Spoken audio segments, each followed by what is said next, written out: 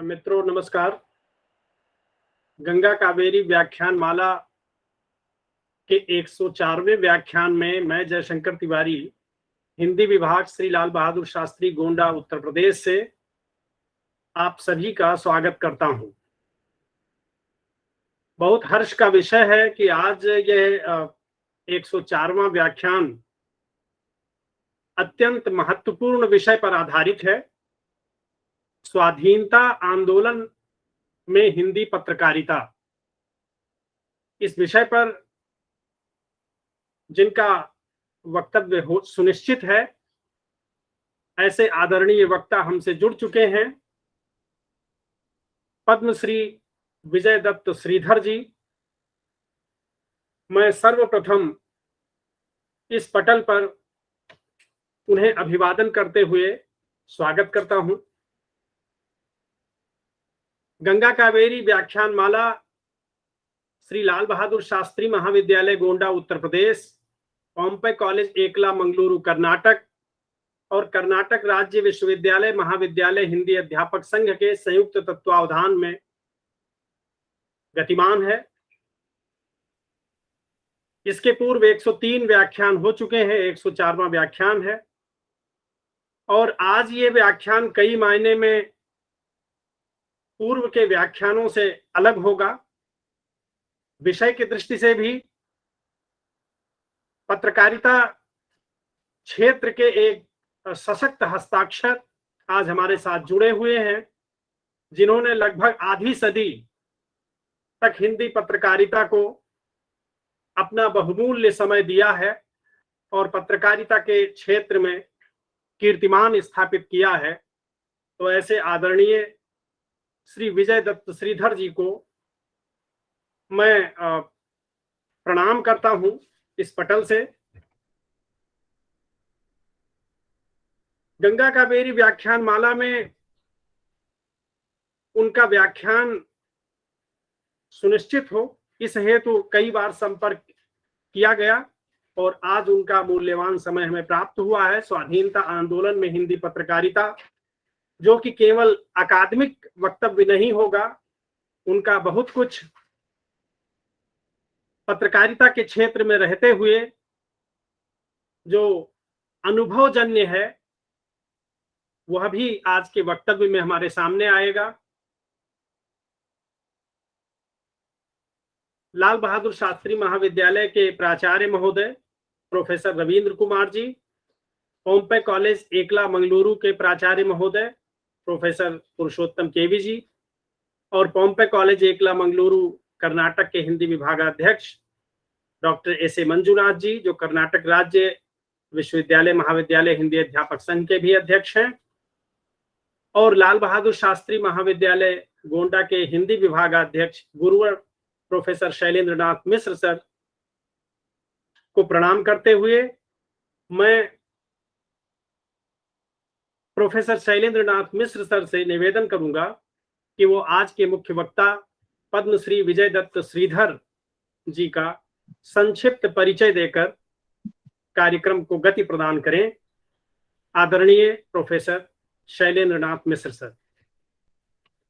बहुत बहुत धन्यवाद जयशंकर जी। गंगा कावेरी व्याख्यान माला के आज इस विशिष्ट व्याख्यान के अवसर पर जो आजादी के 75 वर्ष जो भारत सरकार और पूरा देश मना रहा है, उस क्रम में आज स्वाधीनता आंदोलन और हिंदी पत्रकारिता जैसे विषय पर जो सर्वाधिक प्रामाणिक व्यक्तित्व इस विषय पर व्याख्यान देने के लिए हो सकता है, ये गंगा कावेरी व्याख्यान माला का सौभाग्य है, इस मंच का सौभाग्य है कि एक ऐसे कृति व्यक्तित्व का आज व्याख्यान होना है इस विषय पर, जो इस विषय के सचमुच के अधिकारी है। मैं हृदय से पहले प्रणाम करता हूं आदरणीय श्री विजय दत्त श्रीधर जी का कि उन्होंने अपने व्यस्त समय में से इस व्याख्यान माला के लिए समय निकाला। उन्होंने अपने जीवन में पत्रकारिता और जो है इसको लेकर के, इसके विभिन्न आयामों को लेकर के बहुत सारे काम किए। वो अपने आप में, मैं एक शब्द में अगर कहना चाहूँ तो एक संस्थान मिल करके जितना काम कर सकते हैं, उससे कहीं ज्यादा जो अकल्पनीय है, उन्होंने इस कल्पना में नहीं बल्कि साकार करके दिखाया है। इसके लिए वो पूरे हिंदी साहित्य और पत्रकारिता समाज की ओर से प्रणाम करता हूँ और इस अवसर पर उनका पुनः पुनः अभिनंदन करते हुए उनका संक्षिप्त परिचय रखने का उपक्रम कर रहा हूँ। माधवराव सप्रे स्मृति समाचार पत्र संग्रहालय एवं शोध संस्थान जैसे ज्ञान तीर्थ की स्थापना करके आपने पूरे देश में एक ऐसा अद्भुत कार्य किया है जो हर शोधार्थी के लिए, हर साहित्य के विद्यार्थी के लिए, पत्रकारिता से जुड़े हुए तमाम सारे लोगों के लिए वो एक ऐसा तीर्थ स्थल है जहां हमें जाना ही चाहिए।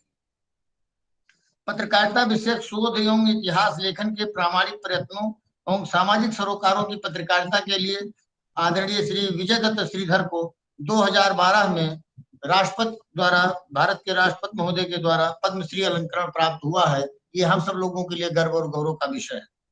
भारतीय पत्रकारिता कोश वाणी प्रकाशन द्वारा आपका प्रकाशित है। ये कोश 1780 से लेकर 1947 तक का ये पत्रकारिता का इसमें इतिहास पिरोया गया है। आपका एक बहुत चर्चित जो है प्रकाशन है सामयिक प्रकाशन के द्वारा, जो पहला संपादकीय के नाम से प्रकाशित हुआ है, और इसकी चर्चा से आप यही समझ सकते हैं कि इस पर भारतीय हरिश्चंद्र पुरस्कार 2011 में भारत सरकार के सूचना प्रसारण मंत्रालय के द्वारा प्राप्त हुआ है। 2012-13 में आपको महर्षि वेदव्यास राष्ट्रीय सम्मान ये मध्य प्रदेश के संस्कृत विभाग द्वारा प्राप्त हुआ है। आपको छत्तीसगढ़ शासन द्वारा माधवराव सप्रे राष्ट्रीय रचनात्मकता सम्मान 2015 में प्राप्त हुआ है। माधवराव सप्रे रचना संचयन जो कृति है ये साहित्य अकादमी से आपकी प्रकाशित होकर के हम सब लोगों के बीच में है। समकालीन हिंदी पत्रकारिता पुस्तक आपकी बड़ी चर्चित पुस्तक है और पत्रकारिता के क्षेत्र की एक अद्भुत और अद्वितीय कृति है। मध्य प्रदेश में पत्रकारिता और विकास भी आपकी एक प्रकाशित कृति है। ऐसे ही चौथा पड़ाव मिंटो हॉल भी आपकी कृतियां हैं। आपने अपने स्वतंत्र लेखन के साथ साथ अपने सहधर्मी और इस क्षेत्र में काम करने वाले अन्य लोगों को भी मौका देने के लिए संपादन का काम भी अपने हाथ में लिया, और इस क्रम में आपने स्मृतिबिंब नामक पुस्तक का संपादन किया, एक भारतीय आत्मा नामक पुस्तक का संपादन किया, समय से साक्षात्कार शीर्षक पुस्तक का संपादन किया, तेवर नाम के पुस्तक का संपादन किया, कर्मवीर के 100 साल शीर्षक की पुस्तक का संपादन किया, और विश्वबंद गांधी के ऊपर इसी शीर्षक से उन्होंने गांधी के व्यक्तित्व के बहुआयामी बहुआयामिता को प्रदर्शित करने का प्रयास किया। आपके आलेख संग्रहों का जो शीर्षक है वो खबर पालिका नाम से छप चुकी है, पड़ाव दर पड़ाव के नाम से छप चुकी है, जो आलेखों का संग्रह है। आपने 2005 से 2010 के मध्य माखनलाल चतुर्वेदी पत्रकारिता एवं संचार विश्वविद्यालय में शोध निदेशक के पद पर आपने काम किया है, जिसमें स्वतंत्र भारत में भारतीय भाषाओं की पत्रकारिता को लेकर के कई सारी शोध परियोजनाएं चलाई, और इसके अंतर्गत लगभग 75 शोध कार्यों का संयोजन और संपादन करने का आपको अवसर मिला है, और इस काम को आपने करके प्रमाणित किया है कि कोई भी काम असंभव नहीं हो सकता है। इसी क्रम में 1974 से देशबंधु से पूर्णकालिक पत्रकारिता का आपने आरंभ किया था। 1981 से आपने आंचलिक पत्रकार नामक पत्रिका का संपादन शुरू किया। नवोदित पत्रकारों, मीडिया के विद्यार्थियों, लोक रचनाकारों, लोक संस्कृत कलाकारों के लिए विज्ञान एवं पर्यावरण संचेतना का प्रचार प्रसार आप लगातार करते रहे हैं। जल चौपालों का आयोजन, जिसके जल चौपालों के आयोजन का क्रम हम लोग जानते हैं, राजेंद्र सिंह नामक जो जल पुरुष है, उन्होंने जैसे भारत में जो जल क्रांति की है उससे जुड़े हुए तमाम सारे व्यक्तित्व, जैसे आज हमारे सामने एक महनीय व्यक्तित्व श्री विजय दत्त श्रीधर जी के रूप में सामने है, जो आपने जल चौपालों का लगातार आयोजन किया है। लोक सांस्कृतिक अंचलों की लोक विज्ञान परंपराओं का अध्ययन एवं दस्तावेजीकरण का भी काम आपने बाखूबी निर्वहन किया है, और अभी लगातार इस काम से जुड़े। 19 जून 1984 में भोपाल में कर्मयोगी संपादक, लेखक, समीक्षक, अनुवादक पंडित माधवराव सप्रे की स्मृति में शोध संस्थान की स्थापना की। सप्रे संग्रहालय देश में पत्रकारिता के ज्ञान तीर्थ के रूप में आज प्रतिष्ठित है। समाचार पत्र, पत्रिकाओं, संदर्भ ग्रंथों, पत्राचार, पांडुलिपियों, गणित दस्तावेजों के रूप में सप्रे संग्रहालय में लगभग 5 करोड़ पृष्ठों से अधिक दुर्लभ संपदा संजोई जा चुकी है। देश भर के शोध छात्र विपुल संदर्भ से ज्ञान लाभ उठा रहे हैं। 50 वर्ष के अपने पत्रकारिता जीवन में श्री विजय दत्त श्रीधर जी पत्रकार राज्य अधिमान्यता समिति, विधानसभा की प्रेस दीर्घा समिति, राज्य प्रोबेशन बोर्ड समेत अनेक महत्वपूर्ण समितियों के सदस्य रहे हैं। भारत सरकार के प्रतिनिधि के रूप में 8वें विश्व हिंदी सम्मेलन जो न्यूयॉर्क में 13 से 15 जुलाई 2007 में हुई थी, उसमें आपने अपनी गंभीर सहभागिता प्रस्तुत की थी।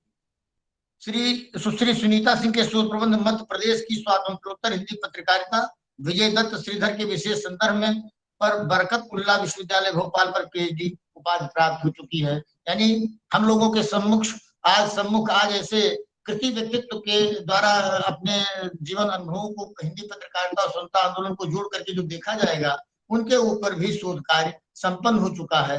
यानी केवल मैं कह ही नहीं रहा हूँ, बल्कि हमारे ही बीच के तमाम सारे लोगों ने उनके व्यक्तित्व के तमाम अन्य पहलुओं को देखते हुए उन पर शोध कार्य, मध्य प्रदेश की स्वातंत्रोत्तर हिंदी पत्रकारिता विजय दत्त श्रीधर के विशेष संदर्भ में इस पे भोपाल में पीएचडी की उपाधि प्रदान कर दी गई। इसी क्रम में श्री विजय दत्त श्रीधर का जन्म 10 अक्टूबर 1948 को ग्राम बोहानी, जिला नरसिंहपुर, मध्य प्रदेश में हुआ। आपके पिता श्री पंडित सुंदरलाल श्रीधर स्वतंत्रता संग्राम सेनानी गांधीवादी कार्यकर्ता रहे हैं। तो ये जो पारिवारिक पृष्ठभूमि है वो स्वतंत्रता संग्राम से जुड़ा हुआ है।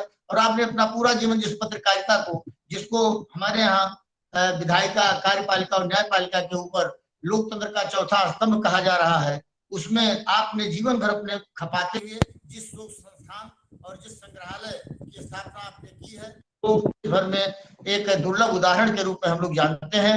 मैं इस अवसर पर ऐसे कृति व्यक्तित्व को जो है पूरा समय मिल सके, इसलिए मैं अपनी वाणी को, क्योंकि उनके व्यक्तित्व के अनेक आयाम हैं, वो बहुमुखी प्रतिभा के धनी हैं, वो जो है ऐसी परिस्थिति में उनके बारे में कितना बताया जाए ये बहुत कम होगा। मैं अपने वाणी को बड़ी विनम्रता से रोकते हुए आग्रह करूंगा जयशंकर तिवारी जी से कि वो इस कार्यक्रम को आगे बढ़ाएं।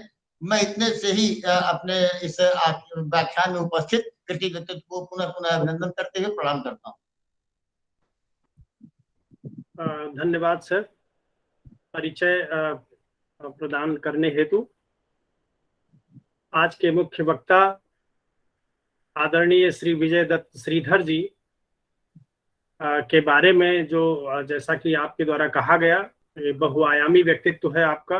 निश्चित रूप से माधवराव सप्रे संग्रहालय जो भोपाल में स्थित है, इसमें कुछ नए लोग भी जुड़े हुए हैं, जैसा कि उन्हें जानकारी देना मैं उचित समझता हूँ।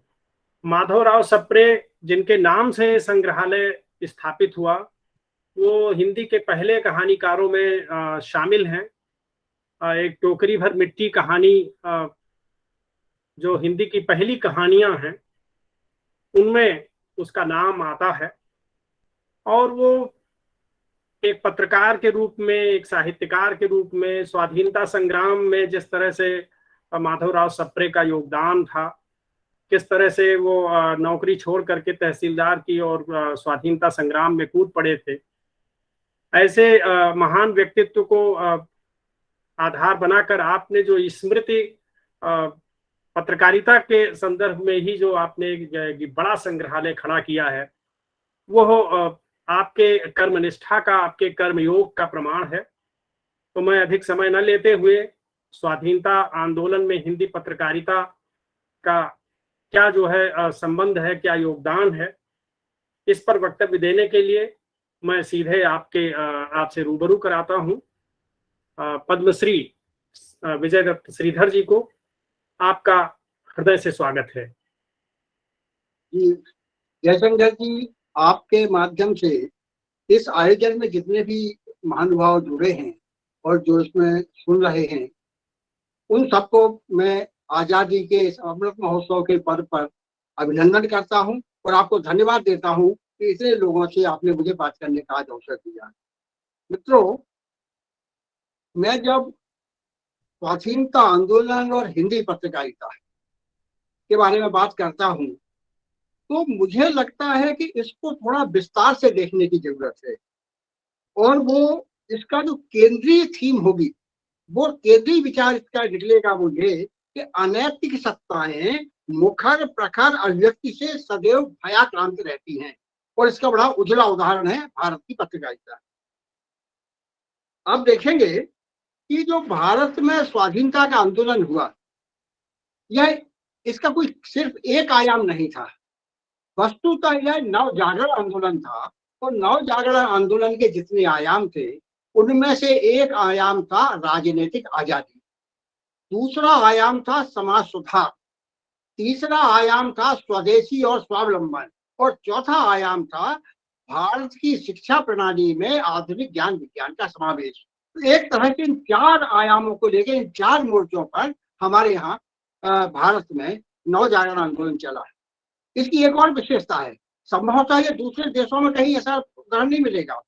हमारे यहाँ चाहे समाज सुधार रहे हो राजा राम मोहन राय या ईश्वर चंद्र विद्यासागर, या हमारे राजनीतिक आजादी के जो सेनापति रहे, सेना नायक रहे, वो लोकमान्य बाल गंगाधर तिलक हो, महात्मा गांधी हो, मौलाना आजाद हो, माधवराव सप्रे, गणेश शंकर विद्यार्थी, माखनलाल चतुर्वेदी, बाबूराव विष्णु पराडकर, ऐसे कितने सारे आप उदाहरण लेंगे और इनके नाम लेंगे तो एक बड़ी लंबी श्रृंखला है इनकी।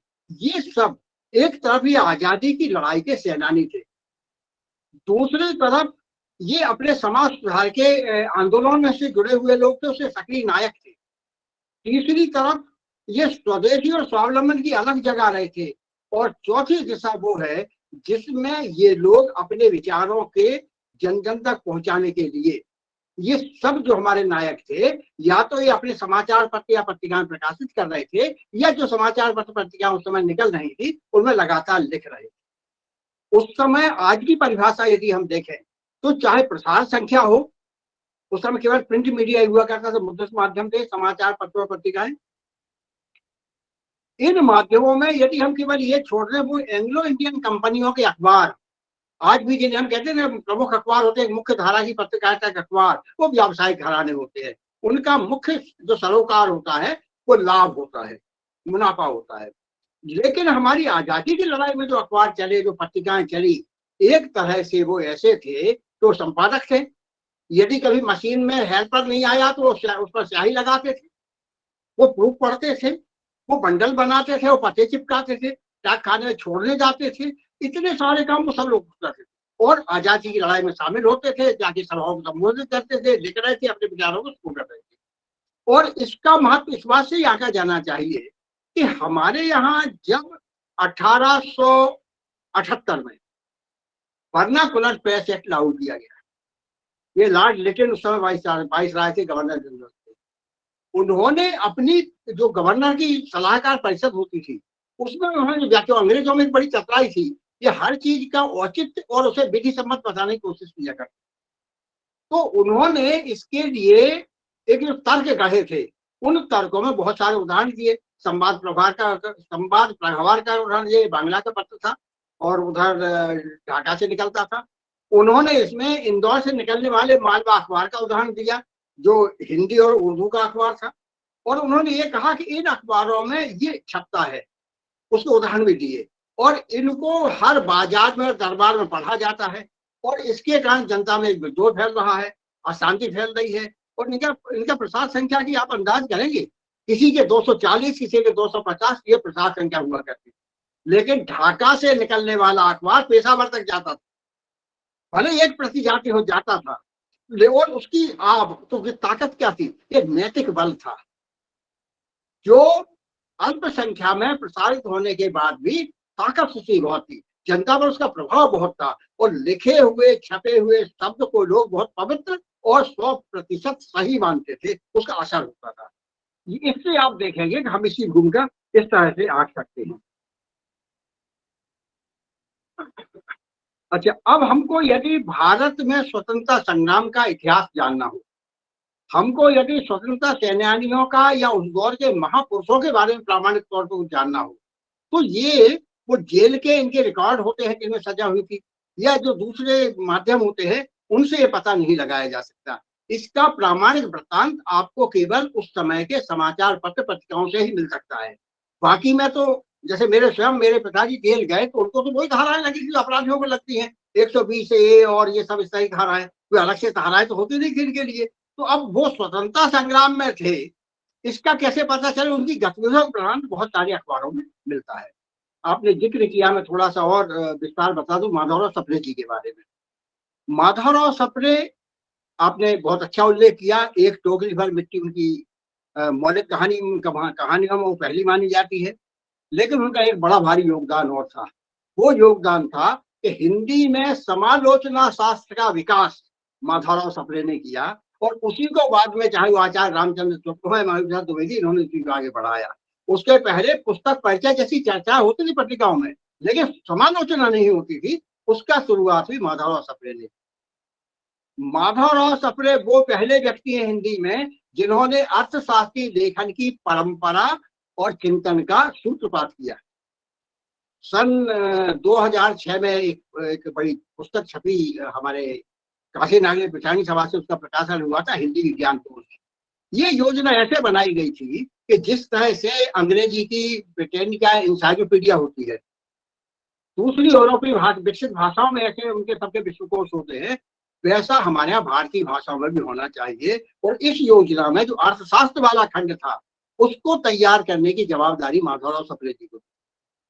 इन्होंने जो उनका अपना पढ़ने का वो था ज्ञान, उसके अलावा बंगाल और मराठी, बांग्ला, इन दो के लोग विद्वानों से संपर्क किया और अंग्रेजी के 1310 शब्दों के बजाय उन्होंने हिंदी में 2130 शब्द तैयार किए। वो प्रकाशन हुआ उसका। और कैसे पता चला उनका कि अर्थशास्त्र की इतनी भूमिका है? आचार्य महावीर प्रसाद द्विवेदी, उन्होंने सप्रे जी को एक पत्र लिखा कि मैं संपत्ति शास्त्र नाम की एक पुस्तक लिखना चाहता हूं, और चूंकि आपने इस दिशा में बहुत काम किया, हम चाहते कि आप हमारा इस संबंध में मार्गदर्शन करें। तो सप्रे जी ने उसके पहले एक अर्थशास्त्र की किताब लिख रखी थी, उसकी पांडुलिपि तैयार थी, लेकिन उस दौर के जो हमारे विद्वान थे वो एक तरह से परिशुद्धतावादी थे। जब तक पूरी तरह संतुष्ट न हो जाए तब तक पुस्तक का प्रकाशन कराना उचित नहीं समझते थे, इसलिए उन्होंने उसको, इस विचार को उन्होंने लंबित रखा। जब आचार्य जी का पत्र उनके पास पहुंचा तो उन्होंने अपनी पांडुलिपि आचार्य जी को भेज दी। इसके बारे में सप्रे जी के किसी भी कागज पत्र में कहीं कोई उल्लेख नहीं मिलता कि सप्रे जी ने अपनी पांडुलिपि उनको सौंपी। ये बड़प्पन देखिए, और इसका भी बड़प्पन का एक दूसरा स्वरूप देखिए। अरे कान्हा, इसका एक दूसरा स्वरूप देखिए बड़प्पन का, कि आचार्य महावीर प्रसाद द्विवेदी ने संपत्ति शास्त्र की भूमिका में ये लिखा है कि जहां तक हमारी जानकारी है, अर्थशास्त्र पर पहला जो हमारे यहाँ लेखन का कार्य, चिंतन कार्य किया है, वो पंडित माधवराव सप्रे बीए ने किया है। उन्हें जब हमने कहा कि वो हम इस पे लिखना चाहते हैं तो उन्हें पांडुलिपि भेजी, जिससे हमने बहुत लाभ उठाया है। ये एक बहुत अद्भुत तरह की बात है कि दो समकालीन विद्वान, दोनों के संबंध आपस में ऐसे, क्योंकि आचार्य द्विवेदी जी ने बाद में सप्रे जी से बहुत सारे निबंध लिखवाए, राष्ट्रीय विषयों पर लिखवाए, और शिक्षा पर तो सबसे अच्छे निबंध और सबसे पहले निबंध माधवराव सप्रे ने ही लिखे। एक उनका ये बड़ा भारी कंट्रीब्यूशन था। एक उनका कंट्रीब्यूशन है अनुवाद का। सबसे पहले उन्होंने दासबोध का अनुवाद किया, समर्थ स्वामी रामदास के दासबोध का। दूसरा काम उन्होंने किया, हमारे लोकमान्य तिलक का जो गीता रहस्य है उसका अनुवाद किया। और तिलक महाराज बहुत कठोर थे इस मामले में, भाषा के मामले में, लेखन के मामले में। तो 3 लोगों का जब चयन होना था तो उसमें से अंततः उन्होंने सुना कि भाई सप्रे, माधवराव सप्रे हमारी किताब का अनुवाद करेंगे, क्योंकि हमें विश्वास है कि वो इसमें भाव में, भाषा में कोई फर्क नहीं आने देंगे। और वह संतुष्ट हुए। आज वो गीता रहस्य जो हिंदी संस्करण, हिंदी पर पुस्तक है, उसके 40 संस्करण प्रकाशित हो चुके अब तक। ये उसकी लोकप्रियता आज तक चली आ रही, उसका एक उदाहरण है। तो तीसरा अनुवाद उन्होंने किया था चिंतामन विनायक वैद्य, जज साहब थे, उन्होंने महाभारत उसमें लिखी थी आपके मराठी में। उसका जो 8वां खंड था वो था उपसंहार नाम से, उसका अनुवाद इन्होंने किया था महाभारत मीमांसा के नाम से। तो एक तो अनुवाद के जरिए हिंदी को समृद्ध करने का काम बहुत उसने किया। और एक और बड़ा काम जब हुआ वो ये कि माधवराव सप्रे में एक ईश्वर की कुछ ऐसी उसकी प्रतिभा थी उनमें कि वो होनहार प्रतिभाओं को पहचान लेते थे और ये भी समझ जाते थे कि इनको किस दिशा में प्रवृत्त करने की जरूरत है। उसके उदाहरण तो बहुत है, लेकिन मैं 2 उदाहरण देता हूँ। आज हम लोग पंडित माखनलाल चतुर्वेदी को हिंदी के महाकवि, महान चिंतक, संपादक, विचारक के रूप में जानते हैं, लेकिन हम ये जानना ज्यादा जरूरी है कि माखनलाल जी एक अध्यापक थे सरकारी स्कूल में, और उन्हें प्रेरित किया माधवराव सप्रे ने कि तुम्हारा जन्म राष्ट्रीय कार्यों के निमित्त हुआ है, सेवा के लिए नहीं हुआ सरकार की। और उन्होंने इस्तीफा दिया और उसके बाद उन्हें कर्मवीर का संपादक बनाया। और आप देखिए कि माखनलाल चतुर्वेदी का क्या अखिल भारतीय यश और वो मिला उन्हें सम्मान। एक दूसरा उदाहरण है द्वारका प्रसाद मिश्र। ये बीए तो हो गए किसी तरह से, अब आगे क्या करे समझ में नहीं आ रहा था, बहुत संपन्न परिवार नहीं था। तो सप्रे जी ने उन्हें 1 साल के प्रशिक्षण के लिए अमृत बाजार पत्रिका भेजा, पत्रकारिता प्रशिक्षण के लिए। वहां से वो प्रशिक्षण लेके लौटे, उन्हें श्री सारदा का संपादक बनाया। बाद में लोकमत नाम के 16 पृष्ठ के 1930 में दैनिक अखबार के संपादक हुए और फिर साथी के संपादक हुए।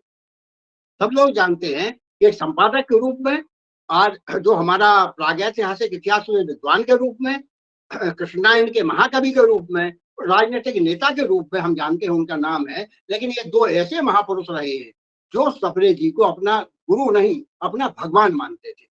तो इस तरह का उनका एक वो है। और हिंदी में भी कभी कृपणता नहीं बरती है। सप्रे जी ने हिंदी के लिए अपना जीवन समर्पित किया। तो हिंदी साहित्य सम्मेलन के जो 15वां अधिवेशन हुआ था देहरादून में सन 1924 में, उसके सभापति का आसन सप्रे जी को सौंपा गया।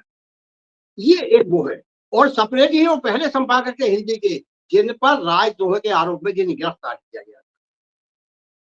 अब इससे पता चलता है कि उस समय की धाराएं क्या थी। अब आप एक और बात देखेंगे कि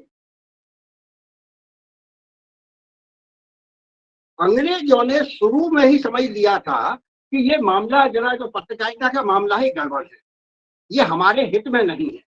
और इसके लिए आप देखेंगे जब हमारे यहाँ पहले विलियम बोर्स नाम का एक था ईस्ट इंडिया कंपनी का मुलाजिम, उसने एक इश्तेहार जारी किया कि मेरे पास ऐसी बहुत सारी सूचनाएं हैं जो सबके काम की हैं और जो मुझे लोगों को बताना है। तो ईस्ट इंडिया कंपनी के जो बड़े हुक्मरान थे वो घबराए और उन्होंने उसको बलात् जहाज में लाद के और वापस भिजवा दिया इंग्लैंड। लेकिन जेम्स ऑगस्टस हिकी जो था वो थोड़ा चतुर था। उसने ये चतुराई बरती कि बिना किसी घोषणा के उसने हिकी गजट का प्रकाशन आरंभ कर दिया। और जब ये आरंभ कर दिया तो उसके बाद खड़ापात वही शुरू हो गई। तो जेम्स ऑगस्टस हिकी को ये श्रेय मिला कि उसने भारत में पत्रकारिता का सूत्रपात किया। और उसी को इस बात का भी श्रेय मिला कि जब पत्रकारिता बिल्कुल दो टूक बात करने लगेगी, भंडाफोड़ करने लगेगी, तो उसको प्रताड़ना का शिकार भी होना पड़ेगा। ये भी उन्होंने स्थापित कर दिया। हमारे हिंदी का जो अखबार होता है पहला, वो निकलता है 30 मई 1826 को और कलकत्ता से ही निकला। ये आज हम उसको कोलकाता कहते हैं। कोलकाता एक तरह से गंगोत्री है पत्रकारिता की। वहां 1780 में अंग्रेजी का अखबार सबसे पहले निकला। वहां 1818 में बांग्ला का अखबार सबसे पहले निकला। वहां 1822 में उर्दू का अखबार सबसे पहले निकला जो बाद में फारसी का हो गया। और फारसी का भी अखबार सबसे पहले निकला जो हमारे राजा राम मोहन राय का था। और वहीं से हिंदी का भी अखबार सबसे पहले निकला। 5 भाषाओं में पत्रकारिता का सूत्रपात करने का श्रेय कोलकाता को है।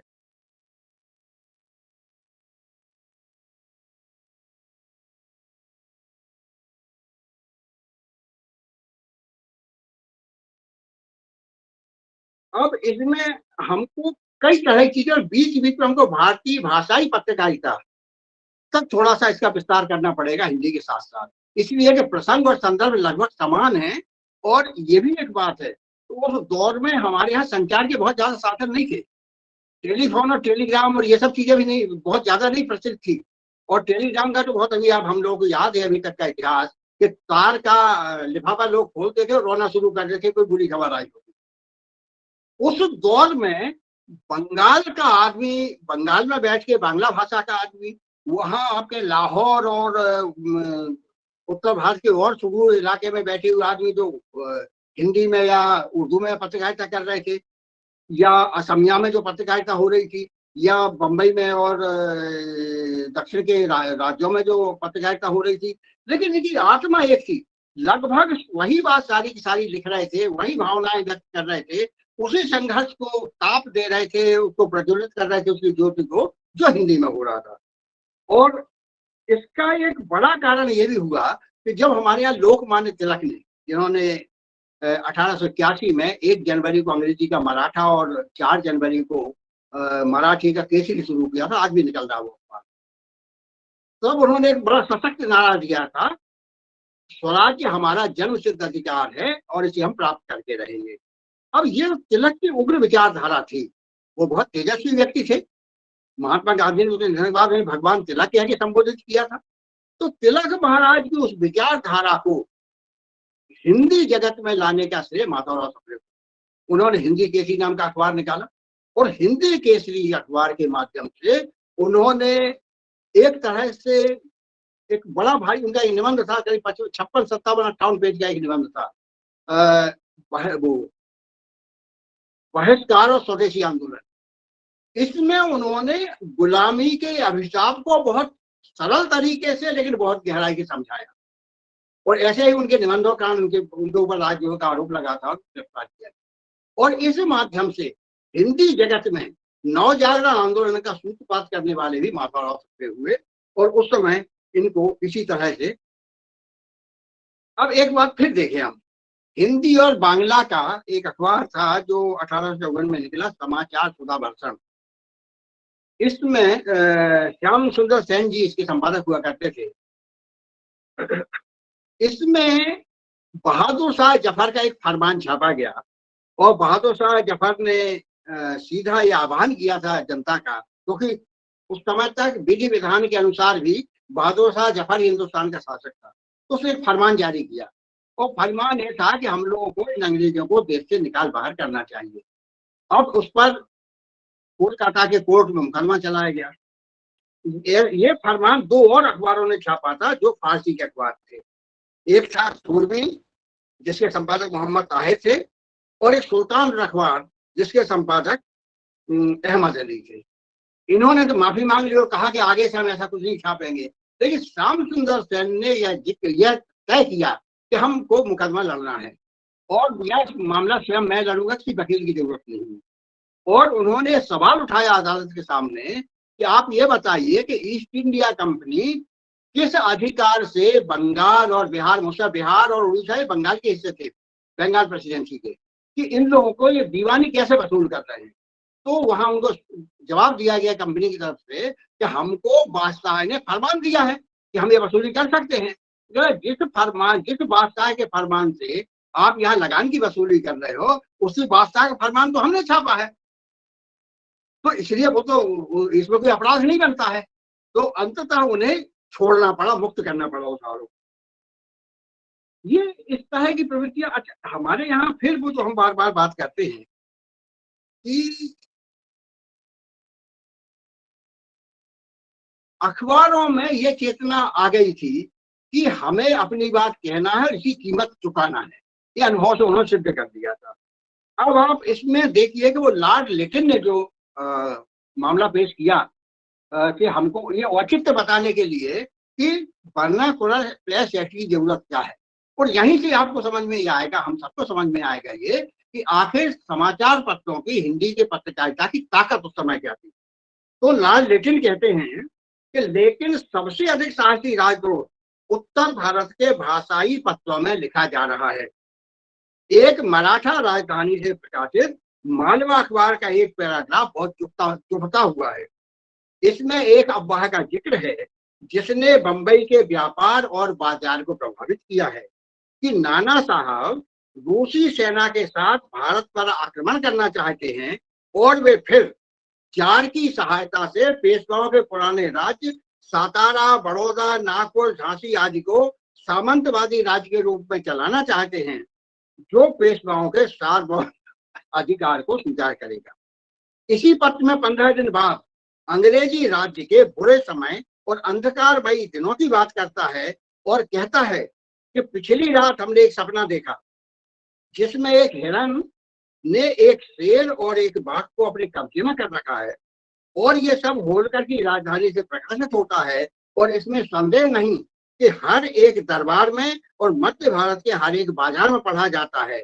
जब होलकर नरेश को पता चला कि हमारे यहाँ के मालवा अखबार नाम के अखबार से वो नाराज है अंग्रेज, तो उन्होंने संपादक को गिरफ्तार कर लिया और उसको 3 महीने की कैद की सजा दे दी। यद्यपि ऐसा करना जरूरी नहीं था, क्योंकि वो जो कानून था उस समय, ये कानून जो भारतीय रियासत की, भारतीय राज्य थे, इन पर लागू नहीं होता। अब आप देखिए फिर एक बड़ा करिश्मा होता है। अमृत बाजार पत्रिका ये बांग्ला का अखबार था, और इसके संपादक थे मतीलाल घोष, शिशिर कुमार घोष, बाद में तो तुषार कांति घोष उसके बहुत लंबे समय तक संपादक रहे।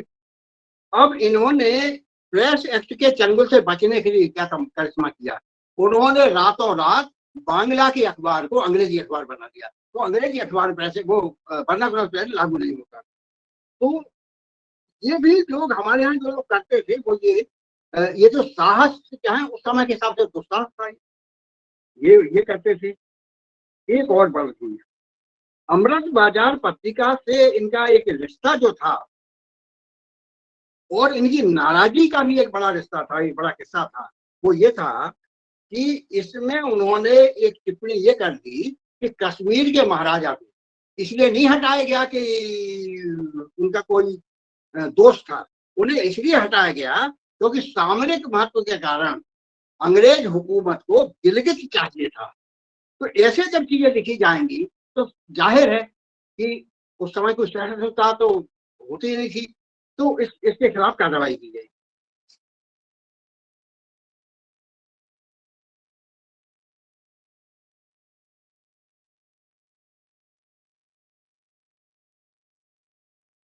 एक उदाहरण मैं आजादी की लड़ाई के सिलसिले में विशेष तौर पर उर्दू के अखबार का एक का देना चाहता हूं। यह है उर्दू का स्वराज नाम का अखबार। ये 1907 में इलाहाबाद से निकला है। शांति नारायण भटनागर इसके पहले संपादक थे, उनका ही अखबार था। ये कुल मिला के 2.5 वर्ष तक जीवित रहा। इसके 75 अंक निकले इस बीच में और इसके 8 संपादक हुए, जिनमें से 6 को 94 वर्ष 9 महीने की सजा हुई। और इसके लिए एक विज्ञापन दिया जाता था, इस अखबार में खुद छपता था वो, कि स्वराज के लिए एक एडिटर चाहिए जो अंग्रेजी और उर्दू का विद्वान हो, जिसका एक पैर स्वराज के दफ्तर में और दूसरा जेल में हो, तनख्वाह जौ की 2 रोटी और 1 प्याला पानी, इससे ज्यादा जो उसकी तकदीर में हो। इसके बाद भी एक के बाद एक 8 संपादक हुए, उनमें से 6 ने सजा भोगी, 2 को तो काला पानी की सजा हुई। ये अद्भुत उदाहरण थे। ये जिसे कहते हैं हम, कई बार ये कहा जाता है कि जो कलम की ताकत होती है, इस शब्द की जो ताकत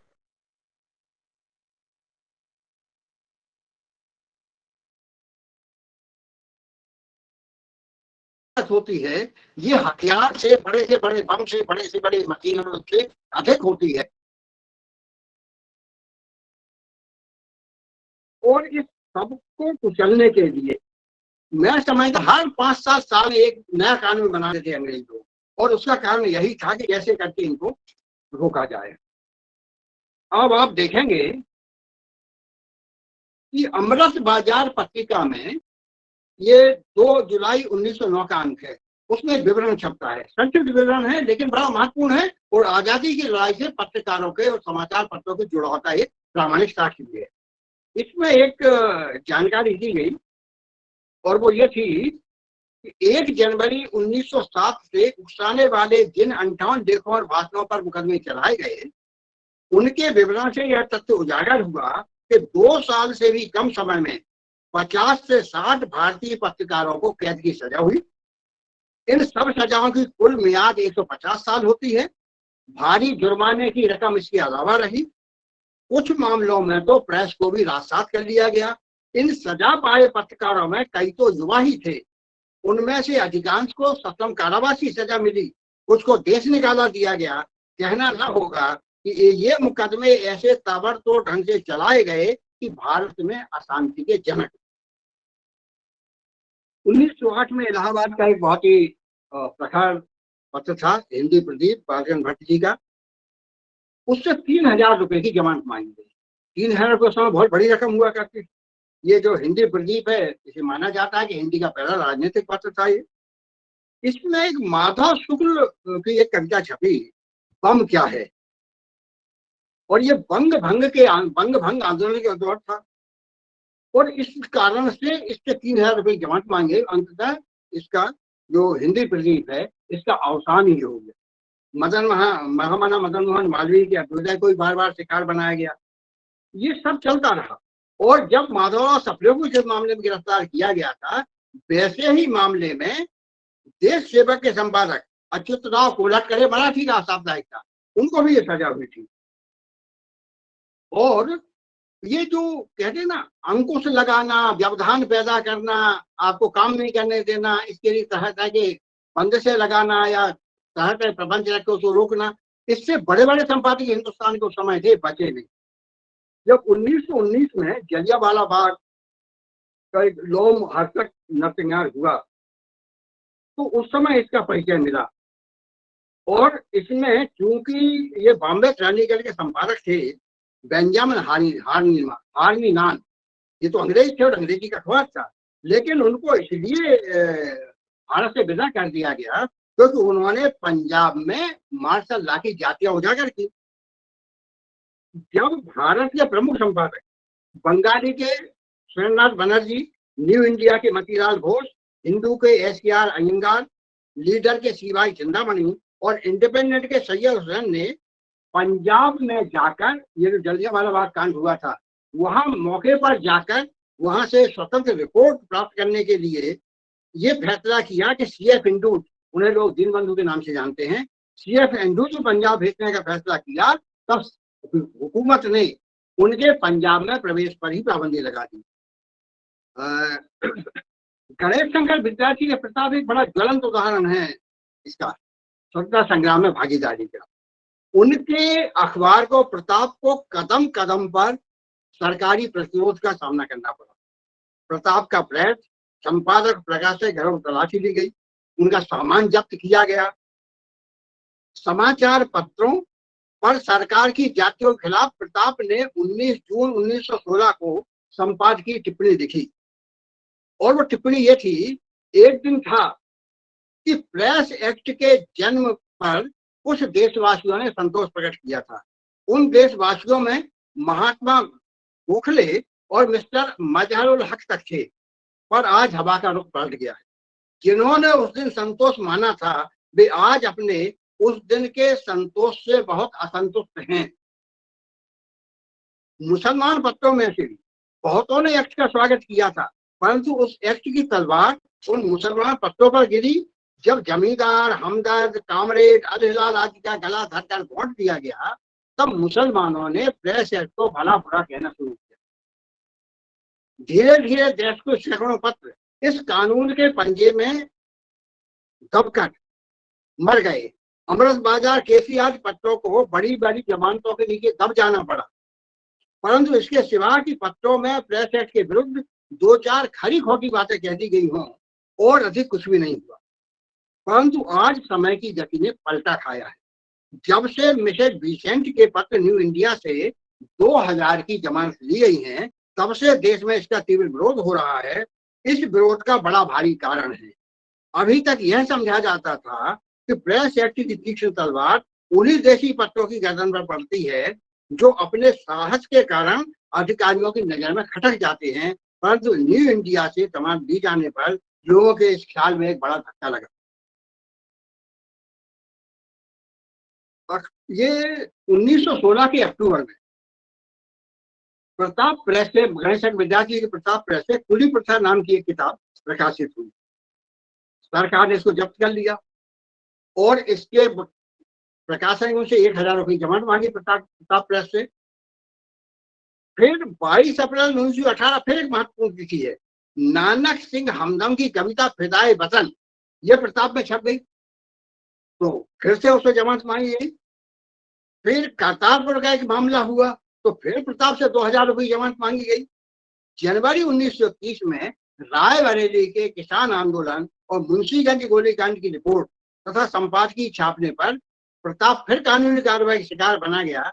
विद्यार्थी जी ने माफी मांगने के बजाय जेल जाने का मार्ग चुना। थानेदार शिवदयाल सिंह के कारनामों पर विस्तृत रिपोर्ट छापने के मामले में विद्यार्थी जी और प्रकाशक सुरेंद्र शर्मा को 400 रुपये जुर्माना तथा 6 माह शादी कैद की सजा सुनाई गई। और जब ये जेल चले गए तब फिर बीच में माखनलाल चतुर्वेदी को गणेश चंद्र विद्यार्थी ने संदेश भेज के कानपुर बुलाया और जितने दिन वो जेल में रहे उतने दिन माखनलाल जी ने किताब का संपादन किया। एक 1919 में एक अच्छा अखबार निकला गोरखपुर से, स्वदेश, और ये स्वदेश प्रेस को दशरथ प्रसाद द्विवेदी से संपादक थे और स्वदेश प्रेस को 5 बार सरकार ने राजसात किया। पराडकर जी जिस आज के संपादक थे, जिसकी एक अजहाली छपती थी, उसके मत्थे पर पराधीन सपने सुख नाही, उस आज को भी बार बार प्रताड़ना का और प्रतिबंध का शिकार बनाया गया। और अंततः एक बार तो ऐसी स्थिति आई कि जब आज का प्रकाशन करना संभव नहीं हो सका तो पराडकर जी ने विकल्प के रूप में रणभेरी का प्रकाशन किया, हस्तलिखित पत्रिका थी, और इन्होंने बिना किसी रजिस्ट्रेशन बिना किसी बुराई छापी। माखनलाल जी के कर्मवीर का एक बहुत अच्छा उदाहरण मिलेगा। माखनलाल जी जब कर्मवीर का डिक्लेरेशन घोषणा पत्र जारी करने के लिए जिला दंडाधिकारी मिथाइस के कचहरी में पहुंचे तो मिथाइस ने उनसे पूछा कि मिस्टर चतुर्वेदी, जब यहाँ एक अंग्रेजी का बिजली निकल रहा है, उसमें छिंदवाड़ा से बिजली निकलता है तो अंग्रेजों की अखबार है कि जब एक अंग्रेजी का बिजली निकल रहा है तो आप हिंदी का बिजली क्यों निकालना चाहते हैं? तो माखनलाल जी का जवाब था, आपका अंग्रेजी पत्र तो दब्बू है, मैं वैसा पत्र नहीं निकालना चाहता, ऐसा पत्र निकालना चाहता हूं जो ब्रिटिश शासन चलते चलते रुक जाए। तो अंग्रेज अधिकारी जो आईएएस था उसने कहा, ठीक है, मुझे आपकी चुनौती स्वीकार है, आप देखिए कि आप कैसे हमारा प्रशासन का चलना रोकते हैं और हम ऐसा प्रशासन चलाएंगे कि आपको इसका अवसर ही नहीं मिलेगा। एक बड़ा उदाहरण बनाते हैं, सागर जिला, यहाँ मध्य प्रदेश में सागर जिला है, उसके पास रतौना करके गांव है, जंगल के बीच का गांव था वो। यहाँ अंग्रेजों ने एक एंग्लो इंडियन कंपनी को कसाई खाना खोलने की इजाजत दे दी, उसका लाइसेंस दे दिया। और माखनलाल जी कर्मवीर के लिए टाइप खरीदने के लिए बम्बई जा रहे थे। रास्ते में इन्होंने इटारसी स्टेशन पर अखबार खरीदे। इटारसी बड़ा जंक्शन था, थोड़ी ज्यादा गाड़ी रुकती थी। अखबार खरीदे। एक अखबार में, अंग्रेजी अखबार में उन्हें उस कंपनी का, डेवनपोर्ट कंपनी जिसको ये कसाई खाना खोलने का लाइसेंस दिया गया था, उसका एक प्रॉस्पेक्टस पूरा विज्ञापन छपा था एक से। आज भी छपते हैं बहुत सारे, देखिए अखबारों के बड़े बड़े विज्ञापन छपते हैं अखबारों में, कारपोरेट के। और उसने ये बताया था कि यहाँ वो क्या क्या करेंगे। तो वहां से 1500 से शुरू करके 2500 तक गाय बछड़े उसमें काटे जाना थे। और बछड़े का चमड़ा बड़ा मुलायम और वो होता है, इसकी क्वालिटी अच्छी होती है, वही वो चमड़ा कमाया जाता। तो चमड़ा पकाने को कमाना कहते हैं, तो चमड़ा वहीं कमाया जाता। इसके लिए बहुत बड़े उसका जंगल भी उनको अलॉट कर दिया गया। और माखनलाल जी ने अपनी यात्रा बीच में रोक दी और वो खंडवा स्टेशन पर उतरे और वहां से वापस दूसरी गाड़ी से लौट के जबलपुर पहुंच गए। तो वहां के लोगों को ताजुब हुआ कि माखनलाल जी तो अभी बम्बई जाने वाले थे उसके लिए। उन्होंने कहा, भाई आप फार्मा रुकवाइए, जो अखबार छप रहा हो। उन्होंने संपादकीय निकलवाया, उसकी जगह पर संपादकीय लिखा, गोवध की सरकारी तैयारी। इससे एक आंदोलन खड़ा हुआ। कंपनी ने इसका जवाब दिया कि हमारे यहाँ जो गाय बछड़े कटेंगे उनको ज्यादा तकलीफ नहीं होगी, हमारे यहाँ बहुत आधुनिक मशीन है। आज ही विकास के लोग ऐसे दावे करते ना बड़े बड़े कि हमारे यहाँ प्रकृतिवादी पर्यावरणवादी कहते हैं ना कि बेवकूफियां मत करो, ये झाड़ो जंगल मत मिटाओ, पानी को बर्बाद, पानी के जल स्रोत खत्म मत करो, पहाड़ मत तोड़ो। तब ये विकास के ऐसे ही बहाने ढूंढते हैं आज की भी लोग। उस समय भी उन्होंने कहा, और उन्होंने कहा इतनी आधुनिक मशीनें हैं कि बिना तकलीफ के गाय बछड़े कट जाएंगे, आप फिक्र मत करो। तो दूसरा संपादकीय माखनलाल जी ने लिखा और उसका था, गायें कटेंगी तो परंतु दयालुता से। अब यहाँ मैदान में आंदोलन खड़ा हुआ। उस समय की भारतीयों की मानसिकता देखिए आप। सागर में इस आंदोलन की अगुवाई तरुण कार्यकर्ता कर रहे थे, अब्दुल गनी, बहुत बड़े फ्रीडम फाइटर थे वो, और हम लोग अब उन्हें भाई अब्दुल गनी के नाम से जानते हैं। उन्होंने इसके लिए मैदान में आंदोलन छेड़ा था। वो अंततः फिरंगी हुकूमत को अपना लाइसेंस निरस्त करना पड़ा और ये योजना समाप्त करना पड़ी। ये भारत की धरती पर, मध्य प्रदेश की धरती पर समाचार पत्र के माध्यम से लड़ी गई लड़ाई में पहली जीत थी और उनकी हार थी।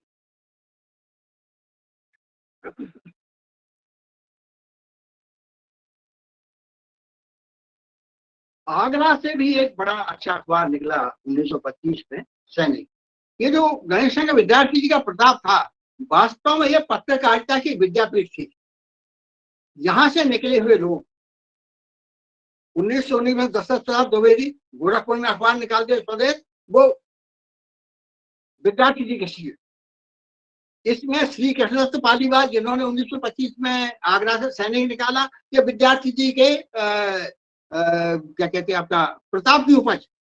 एक देवव्रत शास्त्री जी, उन्होंने राष्ट्र शक्ति नाम का अखबार निकाला पटना जाके। तो एक बड़ा भारी इनका एक ये चलता था, एक दूसरे सहयोग से, एक ही संस्थान से निकल। और पालीवाल जी का भी वही तेवर था, जो विद्यार्थी के घर में, तो कुछ सीधा तो वहीं से पत्रकारिता। तो उनको ही बार बार जब्ती, जुर्माना, जेल, इस सब का सामना करना पड़ा। और 1930 में और 32 में बराबर उनसे कहा कि आप तो जमानत जब्त करिए। उस समय किसी अखबार से 1000, 2000, 1500, 3000 की जमानत मांगने का मतलब होता था उसकी कमर तोड़ना, और बार बार इसका प्रकाशन फिर भी करना पड़ा। और अंततः एक बात तो 1940 में इन लोगों बताई, तो वहां सरकार ने सैनिक प्रेस पर ताला डाल दिया और सामने उसमें अपनी पुलिस भी डाल दी। एक घटना, इसी तरह की घटना ये 1928 में मलयालम मनोरमा के साथ भी घटी। ये त्रावणकोर पुलिस ने उनका दफ्तर सील कर दिया है, ये 1928 की बात है। उसके प्रकाशन की अनुमति नष्ट कर दी, तब उन्हें पड़ोसी रियासत कोचीन से मलयालम मनोरमा का प्रकाशन करना पड़ा। महात्मा गांधी का हरिजन सेवक, हरिजन को भी बार बार ये बंद करना पड़ा था। प्रेमचंद के हंस थे, 1930 में 1000 रुपए की जमानत मांगी गई थी, 5 महीने तक हंस बंद रहा। उनका प्रेमचंद जी का ये दूसरा अखबार था जागरण, इसको भी जमानती मार झेली इसने भी। तो ये बहुत सारे ऐसे उदाहरण आपको मिलेंगे जिनमें ये लगता है कि इन सब का वृत्तांत सुनाया जाए और हर वृत्तांत के बाद एक ही बात बोली जाए, कलम आज उनकी जय बोल। उस समय एक और बड़ी विशेषता थी समाचार पत्रों, वो विशेषता ये थी कि अखबार अपना कोई उद्देश्य, अपना कुछ, जैसे कहना चाहिए, अपने कोई शपथ घोषित करते थे कि हम अखबार क्यों निकाल रहे, और इसका परिचय मिलता था उसमें जो मत्थे के नीचे दोहे छपा करते थे। जैसे प्रताप में दोहा छपता था, जिसको न निज गौरव तथा निज देश का ही वाहन है, वह नर नहीं नर पशु निरा है और मृतक समान है।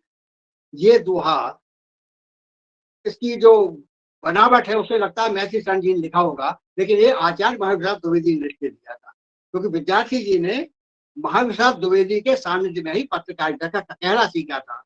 विद्यार्थी जी, वो आचार्य जी चाहते थे महाविद्यालय द्विवेदी कि विद्यार्थी थोड़ा संस्कृत का अभ्यास कर लें, वो उनसे बड़े मुग्ध थे इनकी प्रतिभा से, लेकिन इनका राजनीतिक रुझान ज्यादा था, तो अंततः इन्होंने अपना प्रताप निकाला।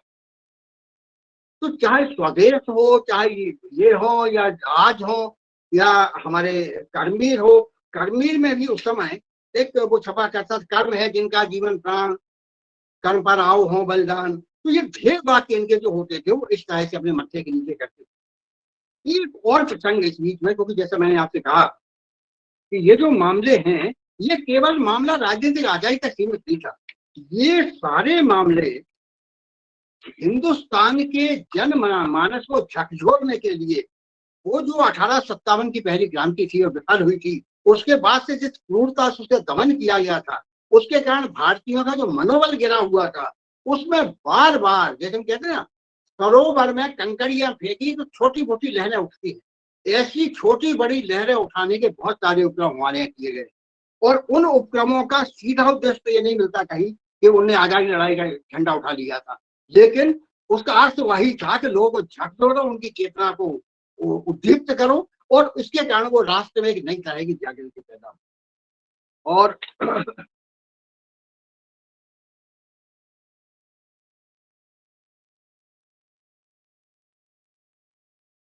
एक बहुत अच्छा इसका उदाहरण है, ये उदाहरण छपा है मालवा अखबार में 1861 में, और तारीख हुई 2 अक्टूबर।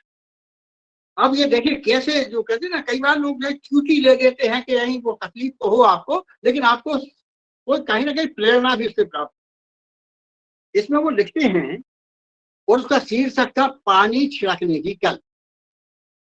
मिस्टर जॉन आडवी और मिस्टर बराक कोर्सियल इंजीनियर ने विलायत में एक कल नई बनाई है।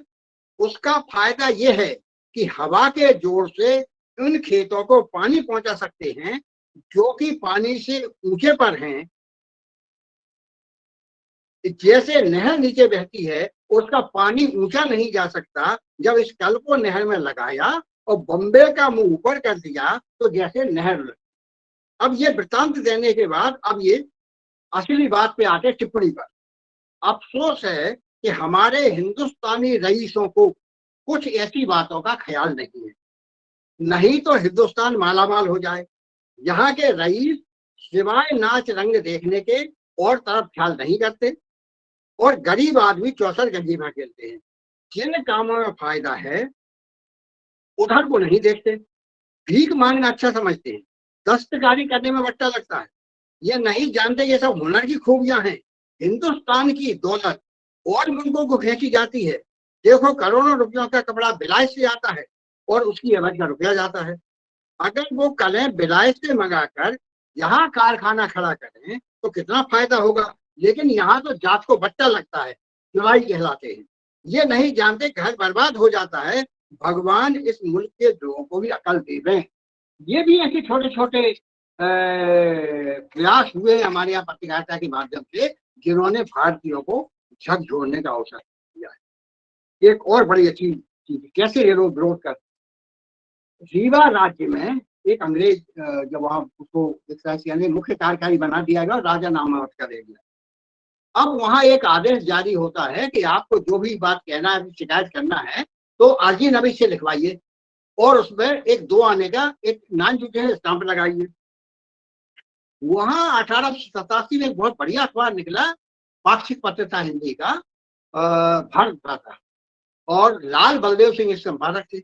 और लाल बलदेव सिंह भी, अब ये बहुत विशिष्ट समीकरण था, वो रीवा राज्य के कमांडर इन चीफ थे और भारत प्रातः के संपादक थे। तो उन्होंने लिखा, स्टाम्प टिकट लगाकर अर्जी देने की जो आज्ञा हुई है उससे निश्चित ही प्रजा को बड़ी हानि पहुंच रही है। बहुधा ऐसे लोग हैं जिन्हें अवसर पर पैसा मिलना बहुत कठिन है। इसके अतिरिक्त यहाँ सरकार ने यह आज्ञा दी है कि जो अर्जी नवीसों से अपनी अर्जी लिखवा कर नहीं देंगे उनकी अर्जी नहीं ली जाएगी।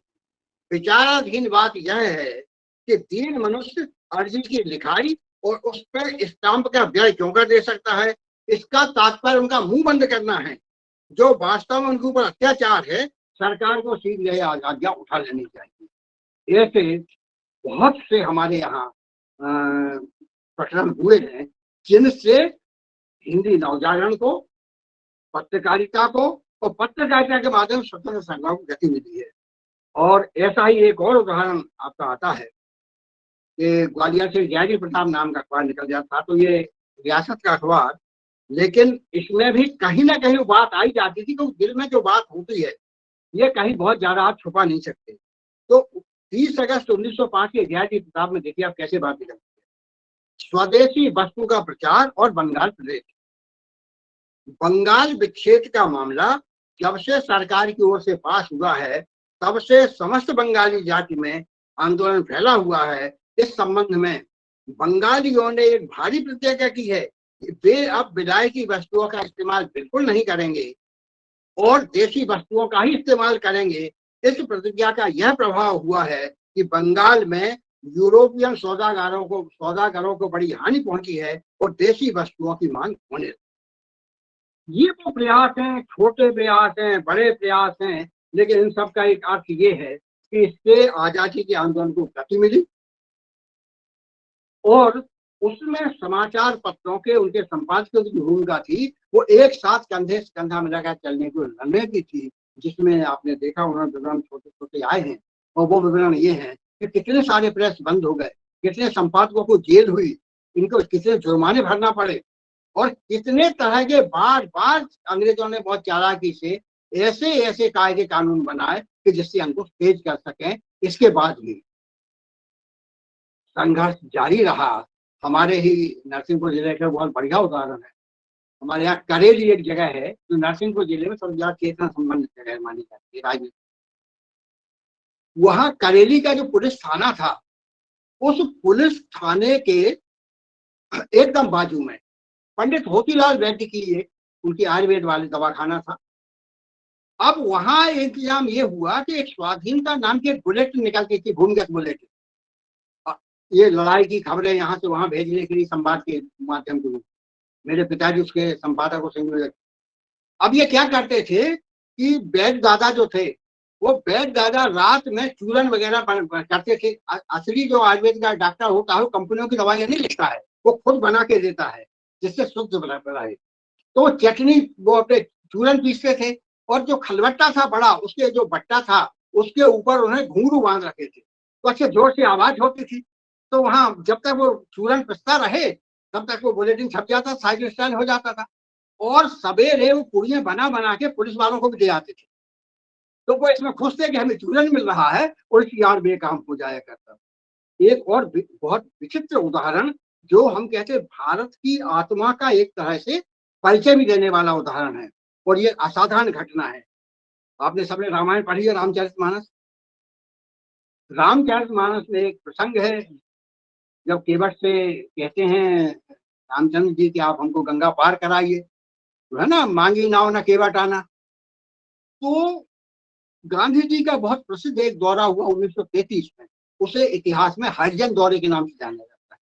तो गांधी जी की समझ में ये बात आ गई थी, उनका वो पूना पैक्ट हुआ था गांधी जी और अम्बेडकर जी के बीच में, और गांधी जी इस बात से बहुत सशंकित थे कि इतना बड़ा श्रमशील समुदाय ये भारत हमारे मुख्य समाज की मुख्य धारा से कटना नहीं चाहिए।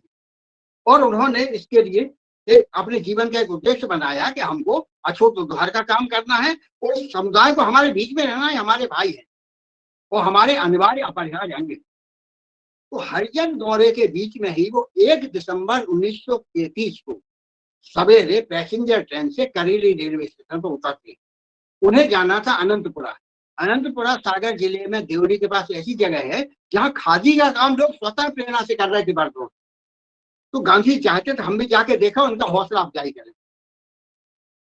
जब वो करेली से मोटर से बरमान घाट में पहुंचे नर्मदा के, तो पुल वगैरह नहीं थे, नाव से पार करके उस तरफ जाना था, फिर वहां से अगली किसी दूसरे मोटर से वो जाते अनंतपुरा। तो जैसे उत्तर प्रदेश में केवट होते हैं, हमारे यहाँ बुंदेलखंड में ढीमर होते हैं, ढीमर करते हैं काम, और वो नाव चलाने का। तो पता नहीं क्या बात थी उसकी, क्या प्रेरणा थी उसकी, तो ढीमर इस बात पे हट गया कि पहले गांधी जी के हम पांव पखारेंगे और फिर उन्हें नाव पे बैठा। और इसके चश्मदीद गवाह एक तो मेरे पिताजी थे, वो समय सामान्य कार्यकर्ता थे, नई उम्र के थे। सेठ गोविंद दास और व्यवहार राजन सिंह जो बचपन सज्जन सिंह थे, वो गांधी जी साथ थे यात्रा में। तो हमारे पिताजी इसको बताया करते थे। अंततः ये हुआ कि नर्मदा तट पे जगह जगह कुटिया बना के बहुत सारे सन्यासी रहते वृद्धावस्था में, घर से मुक्त होकर चले अपने, नर्मदा को बड़ा पवित्र नदी मानी जाती। तो एक बुजुर्ग ने गांधी जी के मन में ये था कि गांधी जी परम वैष्णव और ये नर्मदा को हम माँ कहते हैं, इसको देवी मानते हैं, पूजा करते हैं, तो हम नर्मदा के पांव से अपने नर्मदा के जल से अपने पांव कैसे पखार देंगे। उनका धर्म संकट था ये, और वो अड़ा हुआ था। तो अंततः एक बुजुर्ग ने, सन्यासी ने ये सलाह दी कि गांधी जी आप ऐसा करिए कि पहले आप नर्मदा की पूजा कर लीजिए, तो आपका धर्म निभ गया, और फिर उसको अपना काम कर लीजिए तो उसकी जरूरत निभ गई। ऐसा करना, तो ये रास्ता निकला। ये तो हमने पिताजी सुनाया करते थे बात, तो हमने कहा कि भाई इसको क्लास मतलब कहीं प्रति परीक्षण तो होना चाहिए, कुछ तो होना चाहिए। तो ये सेठ गोविंद दास की आत्मकथा में भी ये बात है, और रविशंकर शुक्ल ग्रंथ में व्यवहार राजन सिंह ने ये बात लिखी कि हाँ ऐसा की घटना हुई। आप देखिए, अपन लोग किसी बड़े शहर के रहने वाले नहीं, सामान्य हलचलें जो होती थी उससे बहुत दूर रहने वाले लोग, तो उनके मन में एक अवधारणा थी, मतलब गांधी को उस जीवन में लोगों ने लोक देवता मान लिया। ऐसे कितने सारे किस्से हैं, कितने सारे ऐसे प्रसंग हैं जिन्होंने देश की आजादी को इस मुकाम तक पहुंचाया। सरदार भगत सिंह, प्रताप में हमने पत्रकारिता की है, गणेश के विद्यार्थी प्रताप में सरदार भगत सिंह ने। तो ये बहुत सारे उदाहरण ऐसे हैं। एक जज्बा था, और वो जज्बा ये था कि हमें अपने देश को आजाद करना है, अपने खुशहाली की तकदीर खुद अपने हाथ से लिखना है। ये सारे थे, और इसके लिए उस समय कुछ स्वार्थ नहीं था, और उन्होंने कल्पना भी थी कि देश आजाद होने हो जाएगा, इसके बाद अब जल्दी आजाद होने वाला है। लेकिन एक तरह से सर पर कफन बांध के उन्होंने देश के लिए, राष्ट्र के लिए पत्रकारिता की, और पत्रकारिता को इसका उपकरण औजार बनाया। और इसलिए हम लोगों की जवाबदारी है कि बार बार हम इस तरह के लोगों को याद करें जो हमें ये बताते रहें, जिनके जीवन से, उनके अनुभव से हमें ये प्रेरणा मिले कि पत्रकारिता को विशुद्ध व्यवसाय मत मानिए। पत्रकारिता की अलग तरह की वृत्ति है। इस पत्रकारिता में लाभ और मुनाफे का इंतजाम नहीं हो सकता है। तो इसका रास्ता वही है कि जब तक ये सामाजिक सरोकार से जुड़े रहेगी तब तक ही पत्रकारिता की प्रतिष्ठा है और उसका महत्व है। जिस दिन वो शुद्ध व्यवसाय हो जाएगी, हमने देखा है पेड न्यूज के दौर में कैसा कलंक पत्रकारिता पे लगा था। जैसे बाद पक्षधरता होने लगी, पत्रकारिता की एजेंडा सेट होने लगे। ये जो हुआ इसके लिए वो एक सबक है। और ये आजादी का 75 साल का ये उत्सव, जिसे आजादी का अमृत महोत्सव कहा जा रहा है, ये बहुत उपयुक्त प्रसंग है जिसमें हम अपने आप को आत्मावलोकन भी करें, हम इसमें पुनरावलोकन करें और हम ये देखें कि आखिर हम कहाँ से कहाँ आ गए हैं और कैसे हम ये काम करें जिससे कि पत्रकारिता की जो प्रतिष्ठा है, जो इसका विश्वसनीयता है, जो इसकी साख है, ये बरकरार रहे। क्योंकि पत्रकारिता के साथ एक बहुत बड़ी बात ये जुड़ी हुई है कि संविधान में ये तो लिखा है कि एक न्यायपालिका होगी, एक कार्यपालिका होगी, विधायिका होगी, खबर पालिका होगी, ये संविधान में नहीं लिखा है। किसी पत्रकार को, पत्रकारिता को आम नागरिक से आधा इंच ऊंची जगह भी नहीं मिली हुई और दुनिया की किसी भी देश में नहीं मिली है। लेकिन इसके बाद भी उसको चौथा स्तंभ क्यों कहते हैं खबर पालिका को? ये इसलिए कहते हैं कि हमने अपने आचरण से, हमने नहीं, हमारे पुरखों ने, कलम के पुरखों ने अपने आचरण से, अपने त्याग से, बलिदान से, संघर्ष से इसकी प्रतिष्ठा घटी। और प्रतिष्ठा ऐसी थी कि लोग मानते थे खबर सभा में सही होगा। इस कारण से उसे चौथा स्तंभ माना गया कि बाकी 3 स्तंभों पर ये लोक प्रहरी और लोक शिक्षक दोनों रूप में समाज की सेवा करे। आज उस सारे कृतित्व को एक बार फिर से याद करने की जरूरत है और एक बीच का ये रास्ता निकालने की जरूरत है कि पत्रकारिता ठीक है, आज बहुत पूंजी का काम हो गया है। पत्रकारिता अखबार निकालना या प्रेस स्थापित करना या कोई चैनल खड़ा कर लेना, लेकिन वो पूंजी पत्रकारिता पर ग्रहण ना बन जाए। पूंजी का काम अपना चलता रहे, लेकिन जो लागत है वो तो लगेगी, लेकिन पत्रकारिता को पत्रकारिता ही रहने दिया जाए, उसे व्यवसाय ना बनाया जाए। एक प्रोफेशन की तौर पर ठीक है, उसके गुणधर्म होना चाहिए, उसमें हुनरमंदी होना चाहिए, लेकिन सामाजिक सरोकार से रहित पत्रकारिता को कोई अस्तित्व नहीं रहेगा। मुझे लगता है मैंने कुछ हद तक कोशिश की है कि आप सबसे अपनी बात शेयर कर। जी, बहुत बहुत धन्यवाद आदरणीय। आपने एक लंबे कैनवास को, जो स्वाधीनता आंदोलन में हिंदी पत्रकारिता का 2 सदियों में फैला हुआ कैनवास है, उसको एक छोटे मतलब सीमित समय में समाहित किया और बहुत ही महत्वपूर्ण प्रमाणों के साथ, उदाहरणों के साथ आपने उसे बहुत व्यावहारिक ढंग से, बातचीत की शैली में जिस तरह से ढेर सारी मूल्यवान जानकारियां दी हैं, इस हेतु हम आपके कृतज्ञ हैं।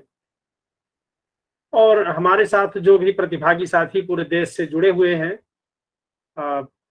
चीन से विवेकमणि त्रिपाठी जी जुड़े हुए हैं और दक्षिण भारत से, इधर से, उत्तर से, पूरब से, हर जगह से लोग जुड़े हुए हैं। तो मैं चर्चा के लिए आमंत्रित करता हूं आपको कि आप के कोई प्रश्न हैं तो आप अपना माइक ऑन करके सीधे आज के मुख्य वक्ता श्री विजय दत्त श्रीधर जी, जो वरिष्ठ पत्रकार हैं और माधवराव सप्रे संग्रहालय के संस्थापक हैं, उनसे आप पूछ सकते हैं।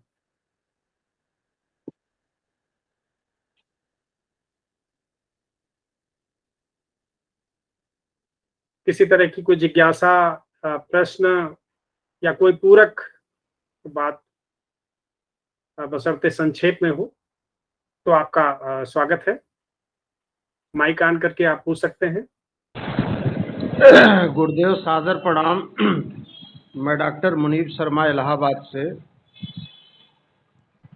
सर, बहुत सुंदर व्याख्यान था और स्वाधीनता का जो पूरा इतिहास और उसके जो प्रेरक प्रसंग रहे, बहुत ही सराहनीय रहा सर।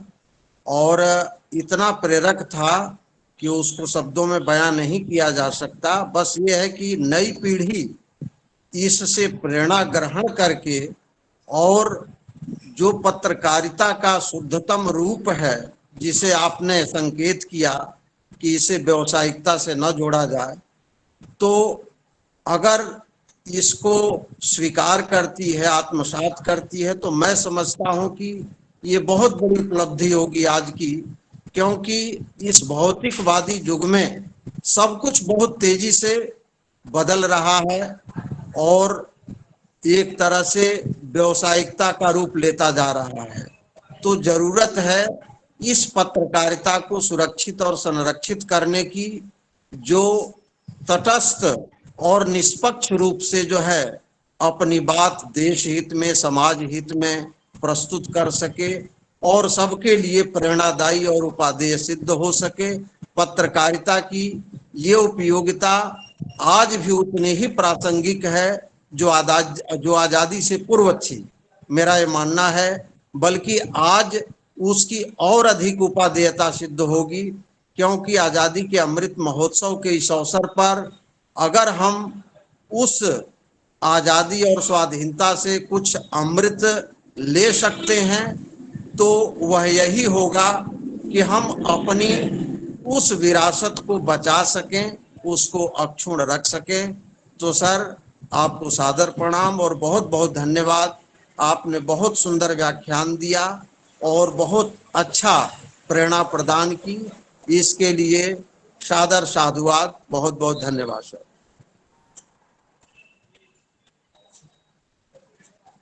धन्यवाद आदरणीय मुनीब शर्मा जी। आप राजकीय महाविद्यालय में प्राचार्य हैं और अगर क्षेत्रीय उच्च शिक्षा अधिकारी न हो गए हो अगर मुझे सूचना। डॉक्टर साहब एक बात बता दूं, 30 जून को अभी सेवानिवृत्त हो चुका हूं। अरे अच्छा, सेवानिवृत्त हो गए। अच्छा। जी, हम लोग 60 साल वाले हैं ना। जी, प्रणाम करता हूँ। 30 जून 2022 को मऊ जिले से सेवानिवृत्त हो गया। जी, चलिए बधाई हो, आपने एक शानदार लंबी सेवा दी।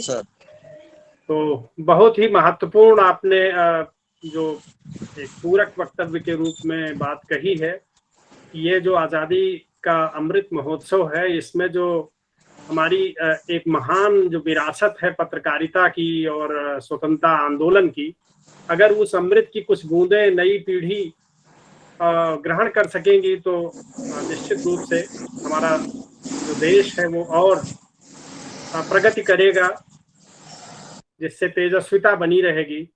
और कोई प्रश्न किसी प्रतिभागी साथी का हो तो आप माइक ऑन करके सीधे पूछ सकते हैं।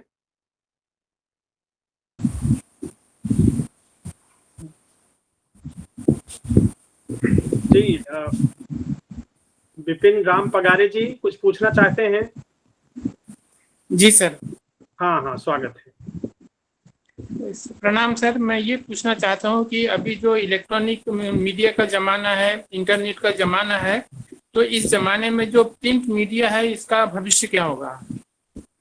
देखिए, जब हमारे टेलीविजन शुरू हुए थे और खासतौर से जब हमारी एशियाड के बाद एकदम विस्तार हुआ और बाद में 91 के बाद हमारे नई नीतियां लागू हुई, आर्थिक नीतियां, उस समय फिर इसका विस्तार भी हुआ। उस समय लोगों को ये डर था कि प्रिंट मीडिया का अस्तित्व खतरे में पड़ जाएगा। अभी आपने भारत के मुख्य न्यायाधीश रमना साहब का एक वक्तव्य सुना होगा, उन्होंने भाषण दिया किसी कॉलेज इंस्टीट्यूट में, और वो भाषण ये था कि प्रिंट मीडिया में तो फिर भी भरोसे लायक काफी कुछ बचा है, लेकिन ये सोशल मीडिया और इलेक्ट्रॉनिक मीडिया जिस तरह से कर रहे हैं वो बहुत खतरनाक है।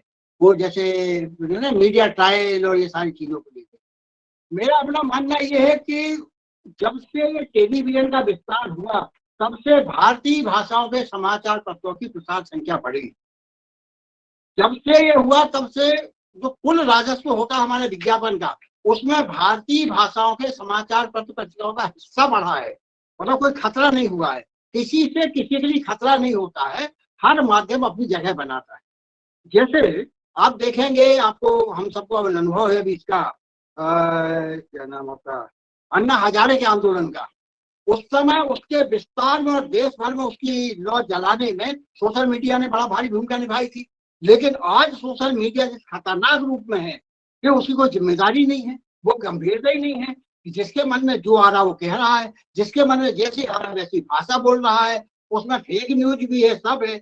हम लोगों को 2-3-4 चीजों के बारे में सावधान रहने की जरूरत है। एक तो पहली बात तो ये समझ लें कि एक माध्यम से दूसरे माध्यम को खतरा नहीं है। यदि सोशल मीडिया इतना विस्तारित हुआ है तो उसे ये कहा गया कि अभिव्यक्ति का लोकतंत्र है ये, लेकिन हमारे यहाँ लोकतंत्र हो या अभिव्यक्ति हो या मीडिया हो, जब तक आपका आचरण जिम्मेदारी भरा नहीं होगा तब तक आपकी कोई प्रतिष्ठा नहीं होगी, आपकी साख नहीं होगी, आपकी विश्वसनीयता नहीं होगी।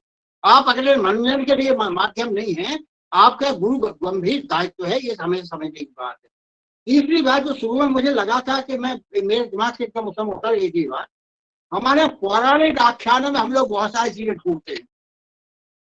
जैसे किस्से कहानी में हमारे जैसे लोग कहीं भाषण लेने जाते हैं तो बड़े जोश में बता देते हैं कि हमारे नारद हमारे आदि पुरुष हैं। वो नारद एक ऐतिहासिक चरित्र नहीं है, वो पौराणिक चरित्र, पौराणिक आख्यान का चरित्र है। लेकिन उस आख्यान में से भी ये बात सीखने की है कि नारद ने जो भी संचार किया उसके पीछे भावना लोक मंगल। तो यदि पत्रकारिता वाले नारद के साथ जुड़ रहे हैं तो यहाँ से भी जो संचार का मूल तत्व है लोक मंगल। फिर हम एक दूसरा उदाहरण देते हैं कि साहब संजय ने नेत्रहीन धृतराष्ट्र को कुरुक्षेत्र के में चल रहे महाभारत का आखिरी का हाल हस्तिनापुर में बैठ के सुनाया। कोई उनके पास कोई दिव्य दृष्टि या कोई दूरबीन ऐसी चीजें नहीं होती थी, ये सारे उस चक्कर में नहीं पढ़ना चाहिए उस आख्यान। लेकिन उसमें भी हम अपने मतलब की बात क्या निकाल सकते हैं कि जब वो धृतराष्ट्र को बात कहता था कि वहां क्या हुआ आज, तो उनका संवाद का कोई सिस्टम ने रखा होगा। राजा लोग रखते थे पहले, उनके पास खबर नवीस और बाकिया नवीस ये सब होते थे, हमारे यहाँ बाद के पीरियड में हुए हैं। तो जो भी माध्यम था, लेकिन उसमें गुण है, जो वो गुण और तत्व ये है कि संजय ने ना तो कौरवों को बख्शा, ना पांडवों को बख्शा और ना श्री कृष्ण को बख्शा, जिन्हें की तब तक अवतारी पुरुष मान लिया गया था। तो आपने देखा जनसत्ता ने बाद में एक किताब लिया अपना मोटो, सबकी खबर ले सबको खबर दे। तो दूसरा गुण ये मिला। लेकिन तीसरा खतरनाक गुण तो सोशल मीडिया पर लागू होता है, और वो खतरनाक ऐसे लागू होता है कि जब आचार्य द्रोण, वो तो शस्त्र को सबसे बड़े ज्ञाता थे, तमाम तरह दिव्यास्त्र उनके पास थे, लेकिन जब उन पर कोई नियंत्रण नहीं पा रहा था तब फिर धर्मराज कहे जाने वाले धृतराष्ट्र से श्री कृष्ण ने यह कहलवाया, अश्वत्थामा हतो नरो वा कुंजरो वा। तो उसने ये तो बहुत जोर से कहा अश्वत्थामा हतो, ये हाथी का भी नाम था। तो जो द्रोण थे, आचार्य द्रोण, वो हत तब रह गए कि एकमात्र पुत्र था, जब वही उसी का वध हो गया है तो अब जीवन का क्या अर्थ रह गया है, और इसमें वो धर्म के शिकार हो गए। लेकिन उन्हें धीरे से क्या कहा, नरो वा कुंजरो वा, ये धीरे से कहा। मेरी समझ में दुनिया की पहली फेक न्यूज भी यही है। ये भी सबक सीखने का है कि फेक न्यूज, क्योंकि हमारा अखबार हो या हमारा इलेक्ट्रॉनिक मीडिया हो, इनका मालिक कौन है? अखबार 2 रुपए 3 रुपए 5 रुपए देके अखबार की एक प्रति जो खरीदता है ना, और ऐसे लोग मिलके किसी की 2 लाख किसी 5 लाख कोई दावा कर रहा हमारे सबसे ज्यादा पाठक, हमारे सबसे ज्यादा प्रसार संख्या, उनकी ताकत ये है। तो वो मशीन है, वो उसका कार्यालय का भवन है, इसका मालिक तो अखबार का मालिक वो हो सकता है, लेकिन वो अखबार का मालिक नहीं है। अखबार का मालिक वो जो उस अखबार की या पत्रिका की प्रतियां खरीदता है, वो अखबार की ताकत है, वो अखबार की जान है। तो अखबार निकालने संपादक का जो प्रतिबद्धता वो उसके प्रति होना चाहिए। यही टेलीविजन वालों का है। लेकिन इसमें जब जो संकट या जो समस्या आपने बताई है, इसका सबसे बड़ा कारण, उसका सबसे बड़ा एक तरीका है ये कि हमारे जो पाठक हैं या हमारे श्रोता और दर्शक हैं, उन्हें कान उमेटना आना चाहिए।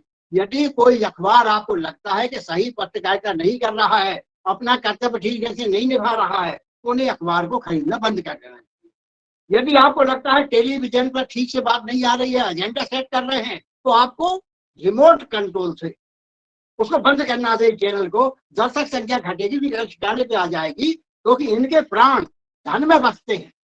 चाहे टीआरपी का झंझट हो, चाहे वो प्रसार संख्या का झंझट हो या लीडरशिप का झंझट हो, ये सब उसी से चलते हैं जिसमें धन आता है। आप इनकी कान बैठिए, इनकी जो कहते हैं ना, पहले कहानियां कहते थे कि फला राक्षस है, इतने सब पहाड़ों के पार एक पिंजरा टंगा, उसमें जो मिट्टू है, उस मिट्टू में से प्राण बसते हैं। इनके प्राण उसमें धन के प्रवाह में बसते हैं, उसको अवरोध करना सीखिए। ये अखबार आपके लिए है, उनके लिए नहीं है। टेलीविजन मीडिया आपके लिए, उनके लिए नहीं है। बहुत अफसोस के साथ कहना पड़ता है कि भारत में इस समय टेलीविजन मीडिया जितनी गंदगी अपने आचरण और चर्चा पेश कर रहा है, वो बड़ा बहुत दुखदायी प्रसंग है। पता नहीं क्या बात कर रहे हैं। जो बहस होती है प्राइम टाइम में, उस बहस को लेकर जिस तरह के हमारे जो व्यंग्य लिखे जाते हैं, व्यंग्य चित्र बनाए जाते हैं, वह शर्मनाक उसकी पेश करते हैं।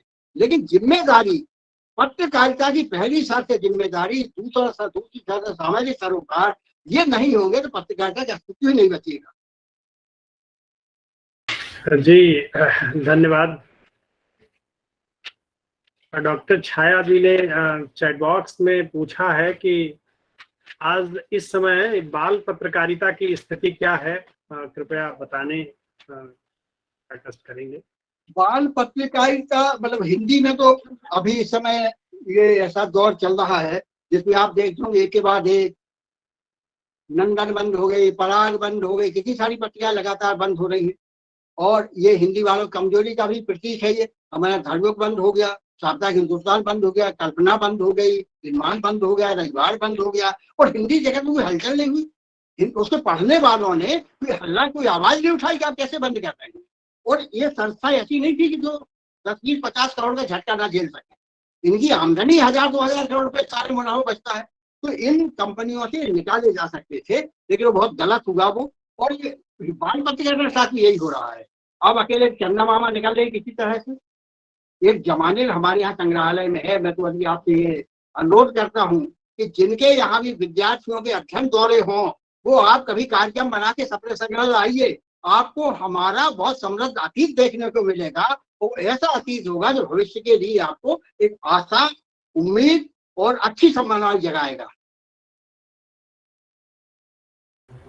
जी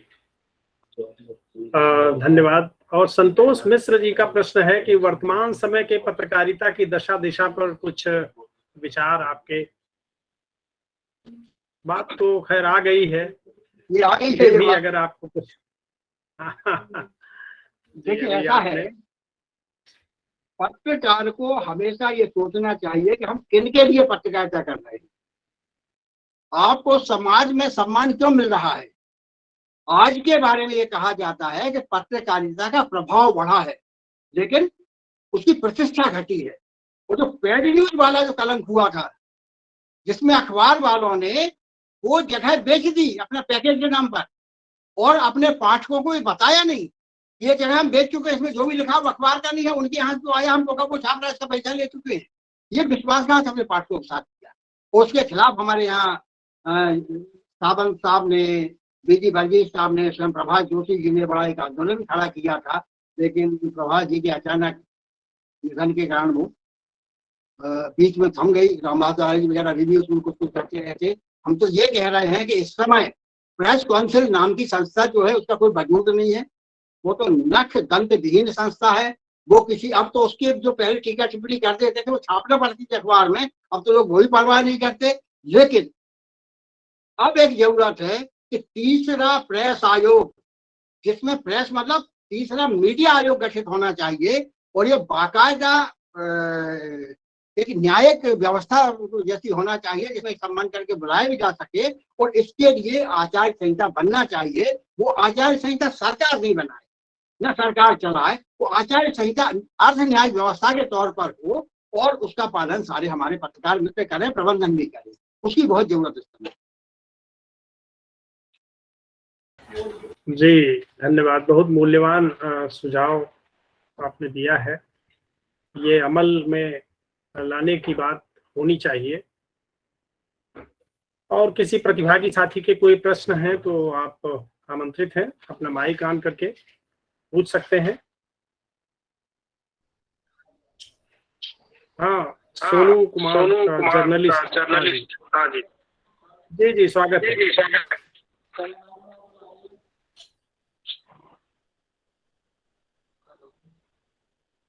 हाँ जी बोलिए। सर पहले तो सर को मेरा चरण स्पर्श है।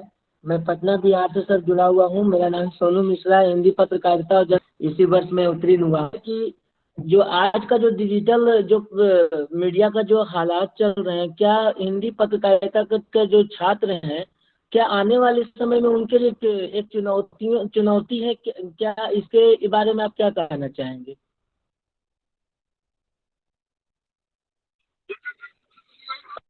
देखिए, ये डिजिटल वाला जो दौर है, क्या है, मुख्यतः माध्यम कोई भी हो, अभियांत्रिकी कोई भी हो, आविष्कार कितनी आगे बढ़ जाए, लेकिन ये सब मनुष्य के नियंत्रण की चीज है ना। इनका अपना कोई विवेक नहीं होता। कंप्यूटर का अपना कोई विवेक नहीं है। कंप्यूटर चलाने वाले का विवेक काम करता है, वही डिजिटल माध्यम के रूप में काम करता है। तो विवेक संपन्न पत्रकार ही आगे संघर्ष में टिक पाएंगे।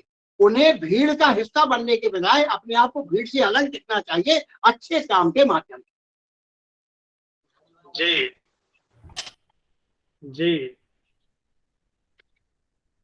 संतुष्ट हुए होंगे सोनू जी। बहुत मतलब संक्षेप में बहुत महत्वपूर्ण बात, बहुत ऊंची बात आदरणीय के द्वारा बता दी गई है कि अगर हम अपना मूल्य स्थिर रखेंगे और हम स्वदेश से पत्रकारिता करेंगे तो माध्यम कोई भी हो उससे फर्क नहीं पड़ेगा। देखिए तिवारी जी, जी माखनलाल चतुर्वेदी ने एक इंटरव्यू में बहुत अच्छी बात कही थी जी। वो कहते, उन्हें कहा था कि तुम्हारी कलम की कीमत लगेगी, बार बार लगेगी, लेकिन जिस बार स्वीकार कर लोगे उसके बाद वो शून्य हो जाएगी।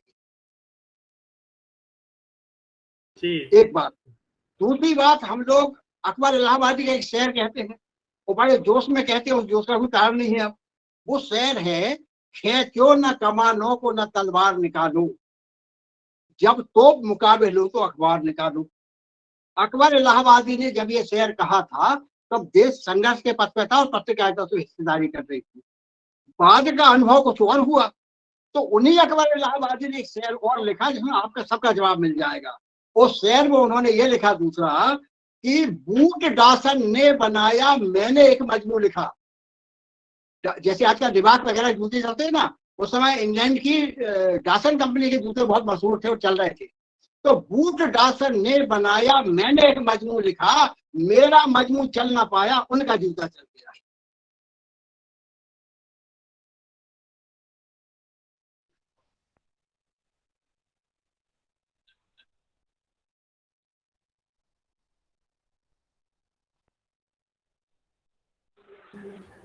जी जी, धन्यवाद।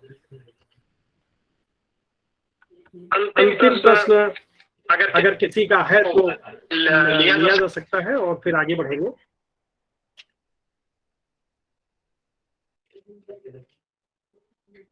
किसी का कोई प्रश्न अगर है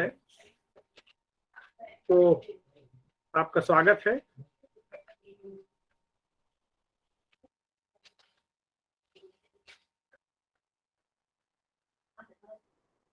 संभवतः प्रश्न नहीं है तो हम आगे बढ़ेंगे। मंजुनाथ जी जुड़े हैं क्या? डॉक्टर एस.ए. मंजुनाथ जी, आज जो एक सेमिनार में है उन्होंने कहा था कि मैं जुड़ूंगा, संभवतः मुझे दिख नहीं रहे हैं।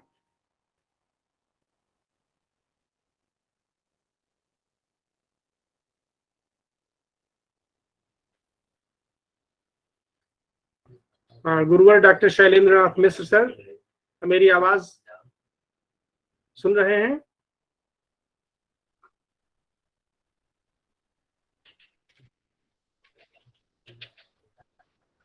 अगर मेरी आवाज आप सुन रहे हैं तो धन्यवाद ज्ञापन करके कार्यक्रम को समापन की ओर ले चले।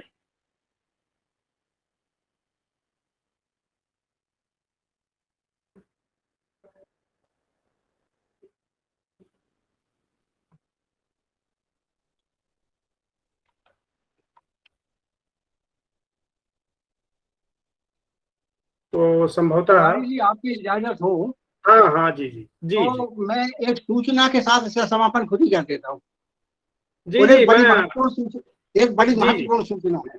जी जी जी, स्वागत है। आप माखनलाल चतुर्वेदी को पत्रकार के रूप में जानते हैं, कर्मवीर के संपादक, जी बड़े प्रखर साहित्यकार, चिंतक और मध्य प्रदेश में प्रथम सत्याग्रही थे वो।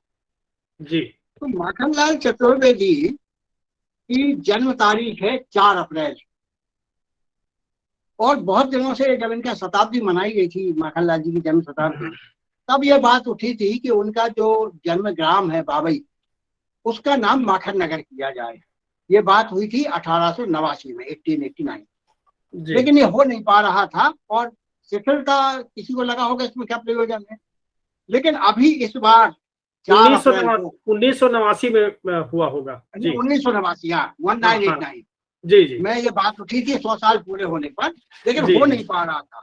लगभग 34 साल की प्रतीक्षा के बाद 4 अप्रैल 2022 को बाबई का नाम अधिकृत तौर पर माखन नगर हो गया है। और मैं सोचता हूँ अकेले हिंदी नहीं, किसी भी भारतीय भाषा के संपादक के, साहित्यकार के नाम पर उनकी जन्मभूमि का नाम कर दिया गया हो, ऐसा माखन नगर वाला जो निर्णय हुआ है, ये प्रभावी हो गया निर्णय।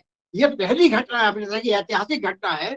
और ये मध्य प्रदेश के मुख्यमंत्री ने बहुत गजब का काम किया, शिवराज सिंह चौहान जी ने, ये तो लगातार परसू करके उन्होंने काम कर दिया।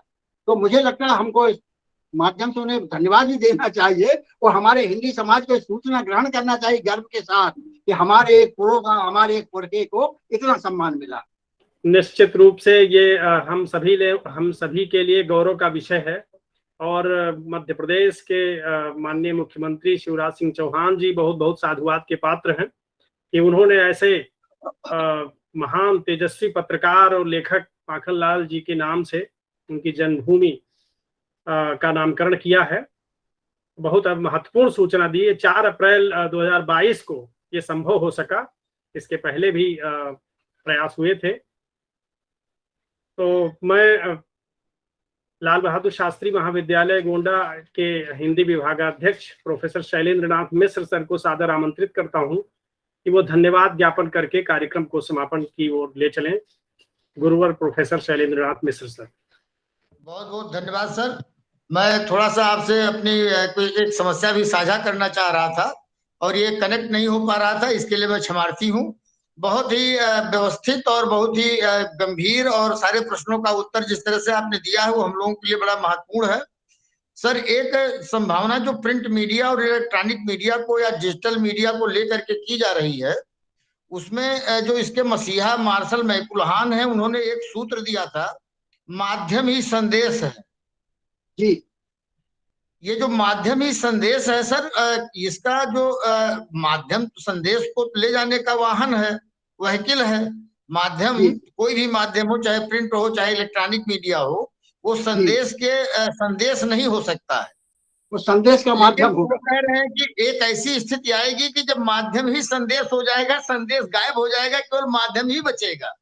और ऐसे में फ्यूचर शॉक नाम की जो पुस्तक आई, उससे बहुत जी, सारी चीजें स्पष्ट हो रही हैं। तो जी, आपने जिन प्रश्नों का बड़ा सार्थक और बड़े गंभीर ढंग से प्रामाणिक उत्तर दिया है सर, इसके लिए मैं पुनः धन्यवाद ज्ञापित करूंगा आपका। और मैं अब इस समय आपका जो अवसर है इस गंगा कावेरी व्याख्यान वाला मंच के लिए, इस अवसर को हम सब लोगों को उपलब्ध कराया श्री लाल बहादुर शास्त्री महाविद्यालय गोंडा उत्तर प्रदेश और पोम्पई कॉलेज एकला मंगलुरु, इन दोनों संस्थानों और इनके प्राचार्यों के प्रति मैं अपना आभार व्यक्त करता हूं कि उन्होंने इस मंच की जो है शुरुआत कराई, और इसके माध्यम से हमको देश और दुनिया के तमाम विद्वज्जनों को सुनने का अवसर मिला, जिसमें आज आपने अवसर दे करके इस मंच के समस्त विद्वानों शोधार्थियों को जो लाभ दिया है सर, और जो आपने आपके कृति व्यक्तित्व से हमारा ये मंच जुड़ा है, उसके लिए हम सब गौरवान्वित हैं कि आपने अपने एक छोटे से जीवन में वो काम करके दिखाए हैं जिससे हमको प्रेरणा लेनी ही चाहिए। और भविष्य में इस पत्रकारिता का जो बेहतर उपयोग स्वतंत्रता आंदोलन में किया गया है, ऐसी ही 21वीं सदी में जो मानव जीवन और राष्ट्रीय जीवन की समस्याएं हैं, उनमें हम इनका उपयोग करके आगे बढ़ सकें, और ये हमारा प्रेरणा स्रोत बना रहे, ये हमारा हथियार, हमारी आवाज का हथियार बन सके। इन्हीं शब्दों के साथ मैं आपको सर भूर भूर प्रणाम करता हूं, और इस मंच पर उपस्थित समस्त अपने विद्वज्जनों का, अपने शोधार्थियों का, अपने संग साथियों का एक बार फिर से नमन करता हूं कि कि वो 5 बजे शनिवार को जुड़ करके इस मंच की सार्थकता को लगातार प्रमाणित कर रहे हैं। मैं देश दुनिया के जुड़े हुए तमाम सारे बंधुओं का सादर अभिवादन करते हुए अपनी अपना वक्तव्य स्थगित कर रहा हूँ। जी बहुत बहुत धन्यवाद, आप सबका अभिनंदन। जी धन्यवाद गुरुवर, धन्यवाद ज्ञापन हेतु और सभी के प्रति बहुत बहुत धन्यवाद, आभार। और विशेष रूप से आदरणीय श्री विजय दत्त श्रीधर जी, आपके प्रति कि आपने हमारे निवेदन को स्वीकार किया और आपने बहुमूल्य वक्तव्य दिया। इस हेतु हम आपके कृतज्ञ हैं। इसी के साथ आज के इस कार्यक्रम के संपन्नता की घोषणा की जाती है। आप सभी के प्रति बहुत बहुत आभार। जी बहुत बहुत धन्यवाद।